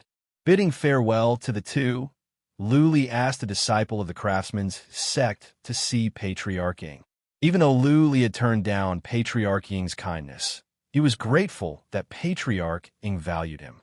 Last time at the Xingmang city, Patriarch Ying asked Patriarch He to help him. Lu Li was grateful as well. He was about to leave. How could he not come and say his thanks? The disciple of the craftsman's sect went to inform Patriarch Ying while Lu Li waited outside the backyard. A moment later, that disciple came back. His tone was more respectful, and the way he addressed Lu Li had changed. "Young master, Patriarch Ying asked for you." Lu Li replied politely and followed the disciple to the backyard. The backyard was spacious with manors and castles everywhere. If it weren't for this disciple, Lu Li would not have found Patriarch Ying's manor. After several turns, Lu Li ran into some powerful warriors of the craftsman's sect. Every time, Lu Li would stop and bow to the side, waiting for the important warriors to leave before following them. When he turned into a garden, Lu Li smelled a familiar fragrance. He turned around and saw a lady in a light green dress sitting in the garden, reading a book. The lady seemed to have sensed someone coming. She looked up and made eye contact with Lu Li with her bright and beautiful eyes. Luo Huang. Lu Li knew the eyes, and the figure was similar as well. She was still wearing a veil. Lu Li recognized right away that she was Patriarchy's granddaughter, the craftsman master Luo Huang. Seeing Lu Li enter the backyard, Luo Huang was curious. She waved her hand and said, "You come here." Naturally, the disciples of the craftsman's sect knew Luo Huang. They walked over with respect. Lu Li was taken aback for a moment, but he chose to follow them. "Greetings, young lady Huang." The disciples of the craftsman's sect were so close to Luo Huang. Their voices were trembling and their palms were sweating. Lu Li walked over, not nervous at all. His eyes were clear. He looked at Luo Huang calmly. He cupped his fists and said, "Greetings, young lady Huang. You wait over there." Luo Huang put the book on the stone table and waved to the disciples of the craftsman's sect who left. Young lady Huang looked at Lu Li with interest and said, "Lu Li, I heard that Uncle Ying wanted to take you as his protege yesterday, but you said no? I don't understand. What is it about you that Uncle Ying likes?" Lu Li's expressions didn't change. He shook his head and said, "Young lady Huang, you are mistaken. It is not that I said no. I know I am not talented enough, and I am not qualified enough for Patriarch Ying to love me so much." All right. Luo Huang was getting impatient. She glared at him and said, "Why are all men like this? You are so garrulous and beating around the bush. Just say no. Why do you have to say it against your will?" Lu Li pouted. Looking at the veil on young lady Huang's face, he suddenly sneered and said, "You women are different. It is just a face. Why do you need to cover it up? Why are you acting so mysterious? There are so many beautiful women in the world. You're not the only one. Do you think that when you show your face to men, they will fall head over heels for you? Or are you so ugly that you're too ashamed to show your face? How dare you?" Luo Huang flew into a rage. She pounded the table and stood up. Her eyes were filled with anger. Lu Li looked at her calmly, not afraid at all. Luo Huang and Lu Li stared at each other for a while. Soon, Luo Huang was defeated. She turned around and said with a sneer, "Playing hard again? Don't you men have other means? You want to see my face? Dream on. My face can only be shown to my future husband. You don't deserve it. Ha ha ha. Luli laughed out loud. Luo Huang usually looked arrogant, and her identity was honorable. But at the end of the day, she was still a spoiled young lady. She was a bit unruly, capricious, and smart. Luli had no time to waste on a little girl. He had recently become immune to pretty girls. He turned around and left in a natural and unrestrained manner. On his way out, he said, "Lady Huang, you are wrong. I'm not interested in pretty girls. I don't know how to play hard to get. Even if you're a beauty that can cause the downfall of a city or state, you are no different than a pretty flower to me. Goodbye." Luli strode away without any reluctance. Luo Huang turned around and looked at Lu Li's back. Finally, she couldn't help but ask, "Hey, you haven't told me why Uncle Ling accepted you as his apprentice." Lu Li didn't stop. He turned around and said with a smile, "Maybe it is because I am handsome."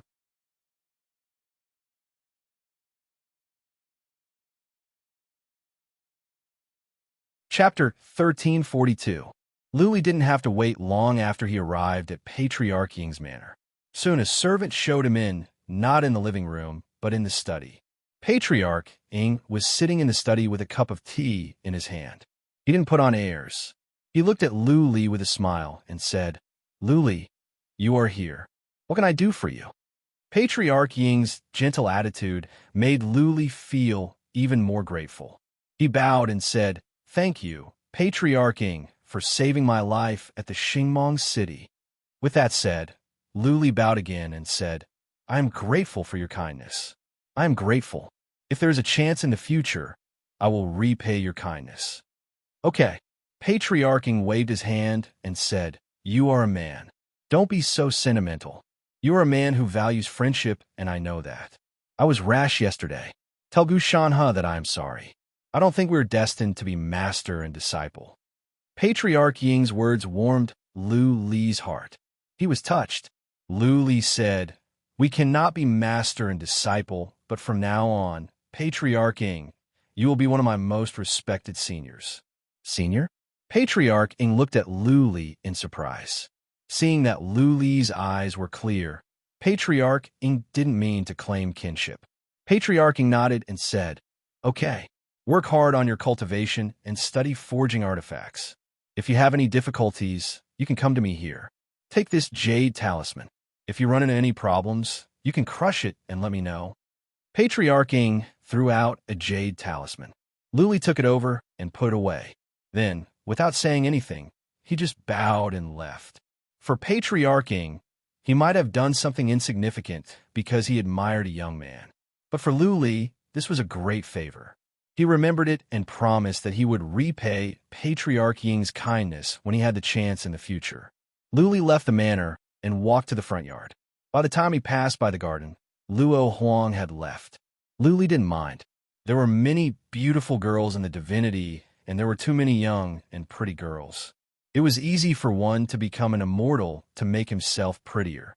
Elixirs were plentiful, and many people knew some secret skills. It was not difficult for them to change their facial features and make themselves handsome. One's temperament would be different after becoming a god spirit, so all the women in the god realm had their own unique temperament, and their looks were not bad either. The divinity was filled with beautiful women. Lu Li's heart was frozen. He had no desire to pursue them. Even if Luo Huang were to take off her veil and reveal her beauty, Lu Li would not be interested. Back in the yard, Lu Li cultivated divine energy in a low-key manner while thinking about how to improve his abilities. He didn't really care about the art of equipment forging.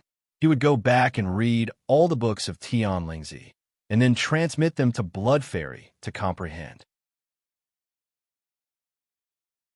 Once Blood Fairy finished reading all the books, she would definitely make great progress in the field of formations and restrictions. At that time, it would not be too late for him to delve into weapon forging. There are 3 fastest ways to comprehend true intent. Lu Li remembered the brief description of fundamental principle in the ancient book Qian Huanhan gave him. To learn fundamental principle as soon as possible, the first step was to fight in real battles. At the moment of life and death, one's potential would be stimulated. At that moment, one's mind could move at a horrifying speed. That was the easiest time to achieve a breakthrough. The second step was to go to places like historical sites or mysterious areas in the original realm. Those places would have traces of Tao left by powerful warriors, or marks of natural laws, or marks of great laws. Traces of Tao left by powerful warriors, marks of natural laws, and marks of great laws. All of them could help people learn fundamental principle, the laws of nature, and the truths of great laws quickly. Another method was to delve into array formations and restrictions and comprehend the laws of heaven and earth from the array formations and restrictions. However, this path was more difficult. Powerful craftsmen were not weak. That being said, few craftsmen could reach the level of supreme warriors in the divinity. Even super mighty warriors in the divinity would find it hard. That was because inhibition formations were transformed from laws of nature. If one tried to go against the laws of nature, there would be many detours and mistakes could be made. Also, to become a master of inhibition formations and a powerful craftsman, one would have to spend a great amount of time and energy. Naturally, one would not have time to cultivate and grow stronger. One could not have his cake and eat it too. Chief of Chamber of Relics was a master swordsman, but he was not strong. Long Shuesha was a super mighty warrior in the divinity, but he was not as good at forging artifacts. Patriarchy, Patriarching, and the others were in the same situation. Throughout history, only a few of them were master craftsmen and were powerful. Real combat. It seemed unlikely. Ling Wanjian could track him down at any time. If he dared to go for real combat, he would be assassinated at any time. It was also unrealistic to go to places like historical sites, the original realm, and the secret realm. Patriarch Gu would not allow him to wander around. After much thought, Lu Li realized that for the time being, he had to cultivate in the Chamber of Relics. He had to work hard to improve his abilities and then plan his next step. A day later, Qian Huanhan and Lu Li were woken up. After a while, Long Shuesha and the others came out. Lady Dan was here as well. But Lu Li and Qian Huanhan did not seem to be happy. Qian Huanhan had achieved a good result at the Tournament of Craftsmen. He would be in the limelight when he went back. In this way, many disciples in the Chamber of Relics would question Lady Dan. The title of the most talented in the Chamber of Relics would be transferred to Qian Huanhan. It would be strange if Lady Dan was not happy. They set off toward the outer city. Long Shuesha and the others must have informed them beforehand. Only one craftsman came to see them off. Nobody else came from the craftsman's sect. At the teleportation formation in the outer city, Long Shuesha led them to the largest teleportation formation that could teleport them to the big city next to the Valley of Relics. Rustle, rustle, rustle. From the left came some footsteps. They took a look. Patriarch Gu was taken aback. In his eyes, there was unforgettable hatred. What? Lu Li was taken aback. He sensed something was off. Long Shuesha had moved and stood in front of Patriarch Gu. Another patriarch grabbed Patriarch Gu. Cho Qianjun. Lu Li saw a young master coming from the distance. That young master had 4 powerful warriors with him. One of them was an old man who was no weaker than Long Shuesha. This young master was handsome. His face was fair and graceful, but there was something sinister in his eyes. He was looking at Patriarch Gu with mockery and provocation. Only Cho Qianjun, the future master of the Palace of Evil Spirit, could make Patriarch Gu act like this and show such killing intent. Clearly, Cho Qianjun and the others were ready to teleport away as well. His provocation was obvious at this time. The ones with Cho Qianjun were not friendly either. Patriarch Gu was being restrained by Long Shuesha and the other patriarchs. He knew he could not act recklessly or he would be the one to suffer. Last time, he made a scene and the craftsman's sect did not help him. Cho Qianjun was bored to see that Patriarch Gu did not lose his temper. He glanced over the others and eventually his eyes landed on Lu Li. Oh no! Lu Li and Cho Qianjun looked at each other. Lu Li's heart skipped a beat. From Cho Qianjun's eyes, Lu Li could see many hidden meanings. Clearly,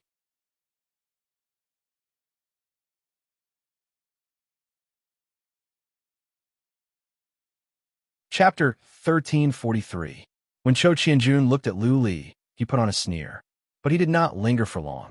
They stepped into the teleportation formation and were teleported away under the watchful eyes of Lu Li and the others. Arrogant and domineering. That was the first impression Lu Li had of Cho Qianjun. He had killed Patriarch Gu's son, daughter-in-law, and granddaughter. Now, he was walking in front of Patriarch Gu in such an ostentatious manner and provoking him. Anyone else would feel guilty and afraid of revenge in front of Patriarch Gu. But Cho Qianjun was not afraid at all. It was not hard to imagine Cho Qianjun's character and how powerful his background was. Cho Qianjun's great-grandpa was a patriarch of the space-time office. His great-grandpa must be a powerful warrior like Patriarchy, or even more powerful than Patriarchy. He might be a supreme warrior in the divinity. What could Patriarch Gu do to Lu Li without evidence when he was protected by such a powerful warrior? It had been a while since Cho Qianjun was teleported away. Patriarch Gu's eyes were still bloodshot. He looked ferocious, like a restrained beast. Lu Li could feel the pain hidden under that repressed expression. So what if I am exposed? Lu Li snorted to himself. He was just a supreme warrior in the divinity. From a nobody at the northern desert, Patriarch Gu could reach the peak of the Heaven Reverse universe and the 9 universes. Did he not have the chance to stand at the peak of the divinity? When he reached the level of a supreme warrior in the divinity, to crush Cho Qianjun would be as easy as crushing an ant. Let's go, Shanha. Long Shuasha patted Patriarch Gu's shoulder and led him into the teleportation formation. Patriarch Gu closed his eyes to suppress his anger and hatred again. The other patriarchs, Long and Hai, and the others followed them in. After a flash of white light, Lu Li and the others vanished from the city of craftsmen. After a long time, Lu Li and the others returned to the Sunset City. Just like last time, Lu Li was dizzy. He had to sit on the ground for the time for 2 incense sticks to burn before he recovered. When Lu Li recovered, they were teleported back to the Valley of Relics. As soon as they arrived at the Valley of Relics, Lu Li saw many people coming to greet them. Master of Relics was not an exception, but many patriarchs had come. The Chamber of Relics was proud to have achieved a good result in the artisan competition. Long Shuasha and the others were escorted to the Hall of Elders by a group of elders. Qian Huanhan was surrounded by a group of disciples. Lady Dan, Long and Hai, and the others were also surrounded by a group of people. However, they were obviously jealous because many female disciples kept glancing at Qian Huanhan. Lu Li walked toward Patriarch Gu's manor quietly. The glory that should have belonged to him was taken away by Qian Huanhan. However, he wasn't unhappy at all. Instead, he was glad. If he was the one being surrounded at this moment, he would probably have a headache. Back in the yard, Lu Li did not rest. He took out Tian Lingzi's book at once. He wanted to finish the rest of the books as soon as possible so that Blood Fairy could study them. Long An Ti Li and Hua Qian Qian Chu Hua said. He told Lu Li that many young ladies in the Pavilion of Relics were flirting with him. Many female disciples asked him out for an outing. I think it is dangerous for you to go on like this. Next time you run into Meng Feier, you will not be so lucky. Do you want her to kneel in front of you? Lu Li's words woke Qian Huanhan up like a pail of cold water. Qian Huanhan's expressions changed. Soon, he nodded and said, Boss, you are right. I have been blinded by vanity. I will cultivate. I will not step out of this place until I reach the level of a divine craftsman. Lu Li nodded. Qian Huanhan was a bit of a show-off and a bit of a clown, but he was a promising young man. If Qian Huanhan could concentrate on forging artifacts, he might achieve great things. Qian Huanhan went to his room and activated the inhibition formation to cultivate. Patriarch Gu came back while Lu Li was reading for a while. Patriarch Gu did not summon Lu Li, but Lu Li went to the backyard. The old man must be suffering and in need of Lu Li's comfort. In the backyard, Lu Li saw Patriarch Gu sitting under the grape trellis with a teapot in his hand. But he did not pour any tea. He was sitting with his eyes closed, deep in thought. Lu Li took over the teapot and poured Patriarch Gu a cup of tea. Master, I think Cho Qianjun has noticed me. Lu Li said gently. What? Patriarch Gu opened his eyes at once. There was a dim glow in his eyes. Lu Li comforted him with a smile and said, Don't be upset, Master. From today on, I plan to devote myself to studying Wu Dao and forging artifacts. Sooner or later, I will help you kill Cho Qianjun. If 10 years is not enough, then 100 years. If 100 years is not enough, then 1,000 years. I have learned the Slayer's move. As long as I cultivate hard, I will be able to improve quickly. One day, when I become a master craftsman or a supreme warrior in the divinity, that will be the day Cho Qianjun dies. Master craftsman, supreme warrior in the divinity? Patriarch Gu was surprised. Then he forced a smile. He looked better. Looking up at Lu Li, he sighed. Silly disciple, do you think it is easy to become a master craftsman or a supreme warrior in the divinity? There are billions of immortals in the divinity, but there are only hundreds of supreme warriors. There are at least hundreds of millions of craftsmen, but there are only 20 master craftsmen. Also, Elder Gu's expression turned solemn as he instructed. Between the Tao of artifact forging and the Tao of martial, you can only choose one. If you want to work on two fronts at the same time and achieve great achievements in both paths, you will only end up with nothing in the end. Personally, I think you should choose forging artifacts. Before Lu Li could say anything, Patriarch Gu continued, You have great talent in forging artifacts. If you keep on studying, you might become the youngest master craftsman in history. By then, you can join the craftsman's sect. It will be easy for you to avenge me. Master, I will think about it. Lu Li nodded. He did not explain. He knew very well that it was not because he was talented in forging artifacts. It was because he had Blood Fairy, a goblin spirit. Otherwise, even if he studied for decades, he wouldn't have such a deep understanding of array formations and restrictions. Master, I need some crystal of icy soul. Lu Li thought about it and made a request to Patriarch Gu. Also, I want to read some books on forging artifacts. Buzzing, Patriarch Gu took out a ring and handed it to Lu Li. These are all the books I have. There are over 10,000 of them, including the method to make the thunder trigger. Take them all and read them carefully. When you're done, you can go to the library in the pavilion. There are hundreds of thousands of books there. You can come to me if you have any questions. Crystal of Icy Soul. I will get you 100 later. Patriarch Gu did not know what Lu Li wanted Crystal of Icy Soul for. That being said, he would grant Lu Li every request. He gave Lu Li all the books he had collected throughout his life. He trusted Lu Li wholeheartedly. Thank you, Master. Lu Li was overjoyed. Tian Lingzi had tens of thousands of books. Patriarch Gu had over 10,000, and there were hundreds of thousands of books in the Chamber of Relics. If he could read them all and pass the knowledge to Bloodvine, in 3 to 5 years, how deep would her understanding of inhibition formations be?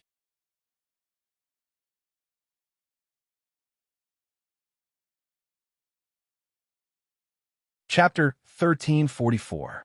Time flew by, and in the blink of an eye, 3 years had passed. The Chamber of Relics was peaceful. Lu Li and Qian Huanhan were in closed-door cultivation. Even Lady Dan, who was always mischievous, was in closed-door cultivation. Lady Dan was stimulated by the competition of craftsmen. Soon after she came back, she began to cultivate.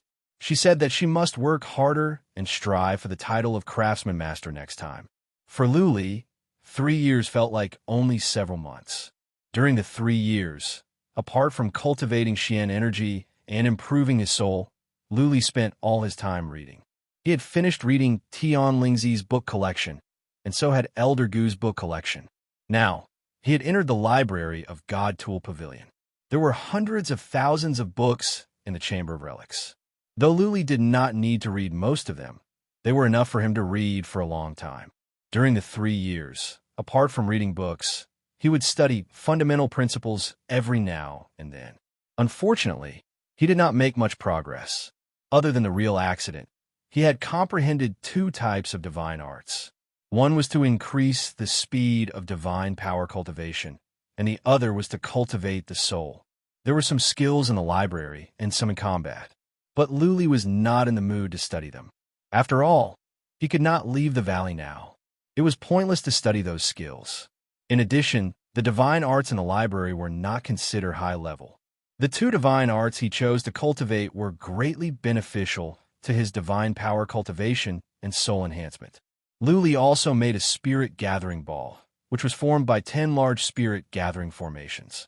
The spirit gathering ball could increase the Xian energy in heaven and earth by hundreds of times. At the moment, the Xian energy on the second floor of the library had reached a horrifying level.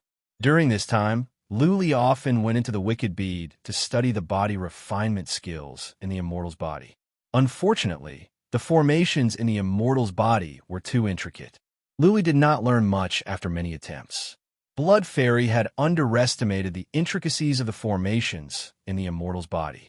She should have gained complete control of the immortal's body. Later on, she realized that there were more formations in the immortal's body. There were more intricate formations in the immortal's body.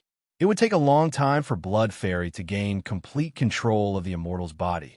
After becoming an immortal, Luli no longer had a sense of time. He used to be impatient, but now he felt decades of cultivation would pass by in a blink of an eye. Sometimes, when he was tired, he would unconsciously open the dusty memories in his mind. His mind would wander back to that distant place, a place that he would only appear in his dreams. Wait, thinking of the Earth Imperial Universe again, Luli came to his senses.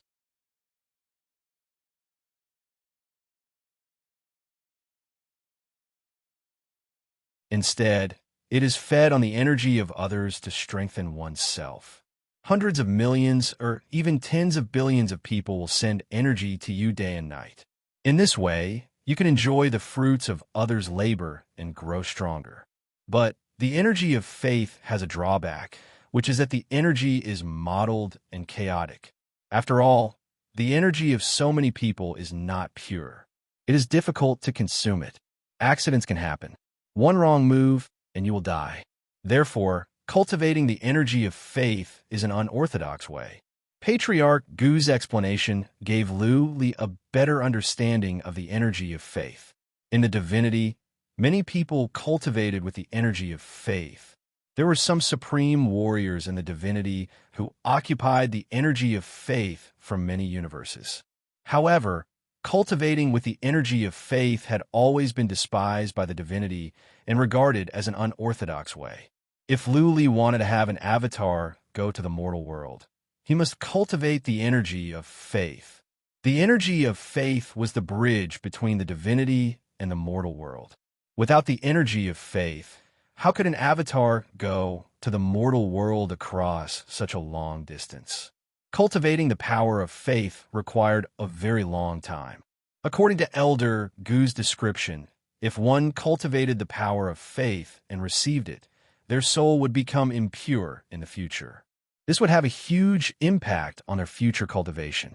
Unless Luli continued to rely on the energy of faith to fight for more mortal worlds, more believers, and more energy of faith, Luli would not be able to do so. As far as Patriarch Gu knew, many mortal worlds were divided up by the supreme warriors in the divinity. The mortal worlds were the source of their energy. They would not allow anyone to take their territory. Anyone that dared to do so would fight to the death. Never mind, Luli had to give up when he heard that the energy of faith could only be cultivated for decades. It would take decades, and it would affect his future cultivation. This power of faith did not have much meaning. Luli's passion was doused with cold water. He was frustrated. His eyes became misty. His mind drifted to the distant Earth Imperial Universe.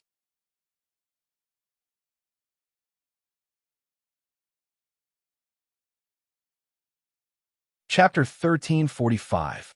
Patriarch of Law Enforcement, Lu Xingyang, and Lu Renhuang were living a good life.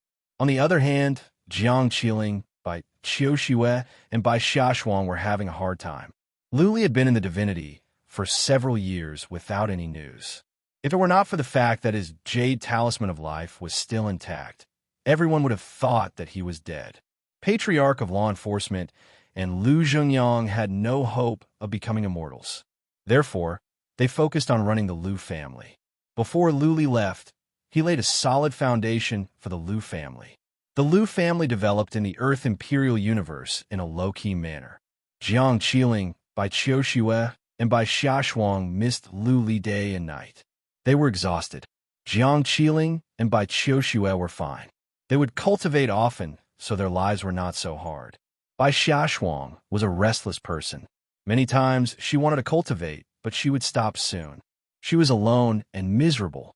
Since Lu Renhuang went to the divinity, he had been cultivating in the prison of ice all by himself. He had only come back twice. He had made some progress, but he had not reached the peak of the semi-god realm, not to mention becoming an immortal. Jiang Qiling and by Qiu Xue's progress was slow as well. With the legacy of Emperor of Heaven reverse, Jiang Qiling had reached the semi-god realm. However, since she had to rely on Emperor of Heaven reverse, her foundation was not stable. She made no progress after several years of cultivation. Bai Qiu Xue was doing better. She had reached the peak of the Earth Immortal realm. In a year or two, she would reach the semi-god realm. The disciples of other families were doing well. With a large amount of resources, their progress was fast. What surprised Patriarch of Law Enforcement and Lu Zhengyang the most was Prajna.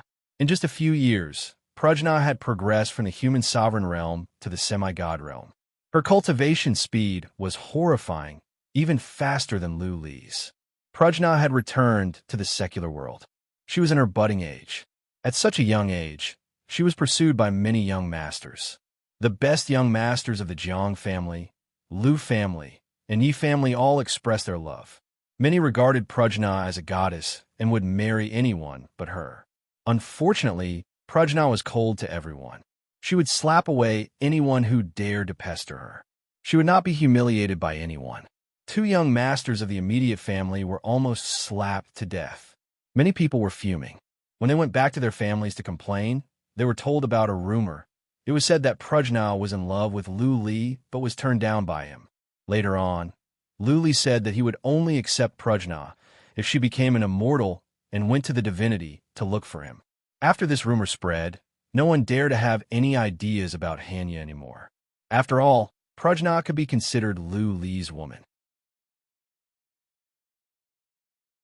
Lu Li was the supreme lord of the Earth Imperial Universe and a hero in the history of the 9 universes.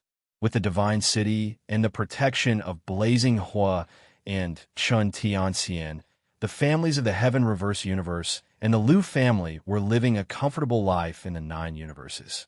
The family disciples often went to the primal chaos purgatory to train. Even if they ran into some family disciples from the 9 boundaries, no one dared to provoke them. This made many people feel a little proud and arrogant. Naturally, they would feel a little complacent and conceited. Patriarch of Law Enforcement and Lu Zhengyang would mercilessly punish any disciple of the family who did something that crossed the line. They would either be locked up for 10 years, or be severely punished, or be deprived of the right to leave the Earth Imperial Universe. Patriarch of Law Enforcement and Lu Zhengyang were well aware that the Lu family and the other families were too weak. The families of the 9 universes were being polite to them because Lu Li's influence was still there. If the disciples of the Lu family and the other families dared to do whatever they wanted and ran amok in the 9 universes, they would be attacked by many. That being said, the Yin family also had a divine city, and it was conquered by Lu Li as well. The Lu family was not flourishing yet. If the Lu family was not strict with themselves, the Lu family would perish before it could flourish. What was more, many surviving disciples of the Yin family had fled. Not only the Yin family, but some families of the Divine Imperial Universe, the Earth Imperial Universe, and some families from other universes had become enemies with Lu Li. Those people were hiding in the dark or pretending to be on good terms with the Lu family. Once the opportunity presented itself, they would bare their fangs and tear the Lu family apart. The Lu family's foundation was weak. The population base was small, and the core powerful warriors were few. The Lu family was not as resourceful as the major families of the 9 universes. the Lu family set up a shadow team to monitor the other universes. The team had been preparing for more than a year to sneak into other universes, hoping to find the surviving disciples of the Yin family.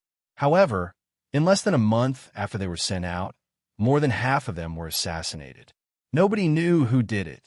The major families have been entrenched in the 9 universes for millions of years. They were like trees rooted in the 9 universes. The Lu family had not gained a firm foothold in the Earth Imperial Universe yet. Now, they were trying to reach the other 8 universes. It was inevitable that they would be struck back. Needless to say, the Earth Imperial Universe was filled with scouts and spies of the major families. The Lu family could not find them. It was possible that there were spies in the Divine City as well. Many disciples of the Lu family were complacent. They believed that the Lu family was the most powerful family in the 9 universes and that they could dominate. Fortunately, Patriarch of Law Enforcement and Lu Zhengyang had put in a lot of effort to keep an eye on the Earth Imperial Universe. If it weren't for them, the Divine City would have been breached and the Lu family and the other major families would have been wiped out. What comforted Patriarch of Law Enforcement and Lu Zhengyang was that Mingyu and Lu Feishue had 4 sons and 2 daughters. Mingyu was grateful to the Lu family. He gave his children the surname Lu and made them disciples of the immediate Lu family. Of the 4 sons and 2 daughters, 3 were talented. Young as they were, they had demonstrated their talents. Lu Renhuang didn't marry, and Lu Li didn't have any offspring. This was the only piece of good news that comforted Lu Zhengyang. The other disciples of the Lu family also married many wives and concubines. They worked day and night and had many offspring. The Lu family's population was small, which was the Lu family's weakness. The other major families in the 9 universes had many branches and families. Every year, many talents would be sent to the Lu family, which could produce batches of powerful warriors. The Lu family owned the Earth Imperial Universe, the Heaven Reverse Universe, the Waters region, and some small universes that used to belong to the Jun family and the Hao family. The Lu family basically had endless resources. As long as one was talented and had a good character, the Lu family could be given endless resources. Before Lu Li left, the policy of core disciples had been carried on. Regardless of whether one was from the immediate or the branch, as long as one was talented and had a good character, one could become a core disciple and receive endless resources. Patriarch of Law Enforcement believed that in a few decades or a century, when a younger generation grew up and a group of Earth Immortal Realm and Semi-God Realm warriors were born, the Lu family would have a firm foothold in the 9 universes. Darling, you said you would come back for us. Why haven't you come back yet? Darling, it has been so long. Why didn't you send an avatar here? Don't you miss us? Or do you have a new lover in the divinity? We don't blame you even if you do. You just can't ignore us. In a manor in the Relic City, Bai Xiaoshuang sat in the garden. She was bored to death, gazing into the sky and murmuring to herself. She could not see anything in the sky, but she often sat by herself in a daze. Bai Xiaoshuang realized she was depressed. She used to be an active person, but lately she didn't want to go anywhere. She often liked to be alone in a daze. She thought about the time when Lu Li was here. She would often sit by herself and shed tears. She liked to stare at the sky as if she could see the divinity through the firmament and see Lu Li, the 2 realms of immortal and mortal. Bai Xiaoshuang was afraid that Lu Li might never come back. She was afraid that she would sit here and stare at the sky for the rest of her life. In the end, she would grow old and become a skeleton. You're tuning into the Warrior Lore YouTube channel. Don't forget to subscribe and join us on this journey to catch the most captivating stories.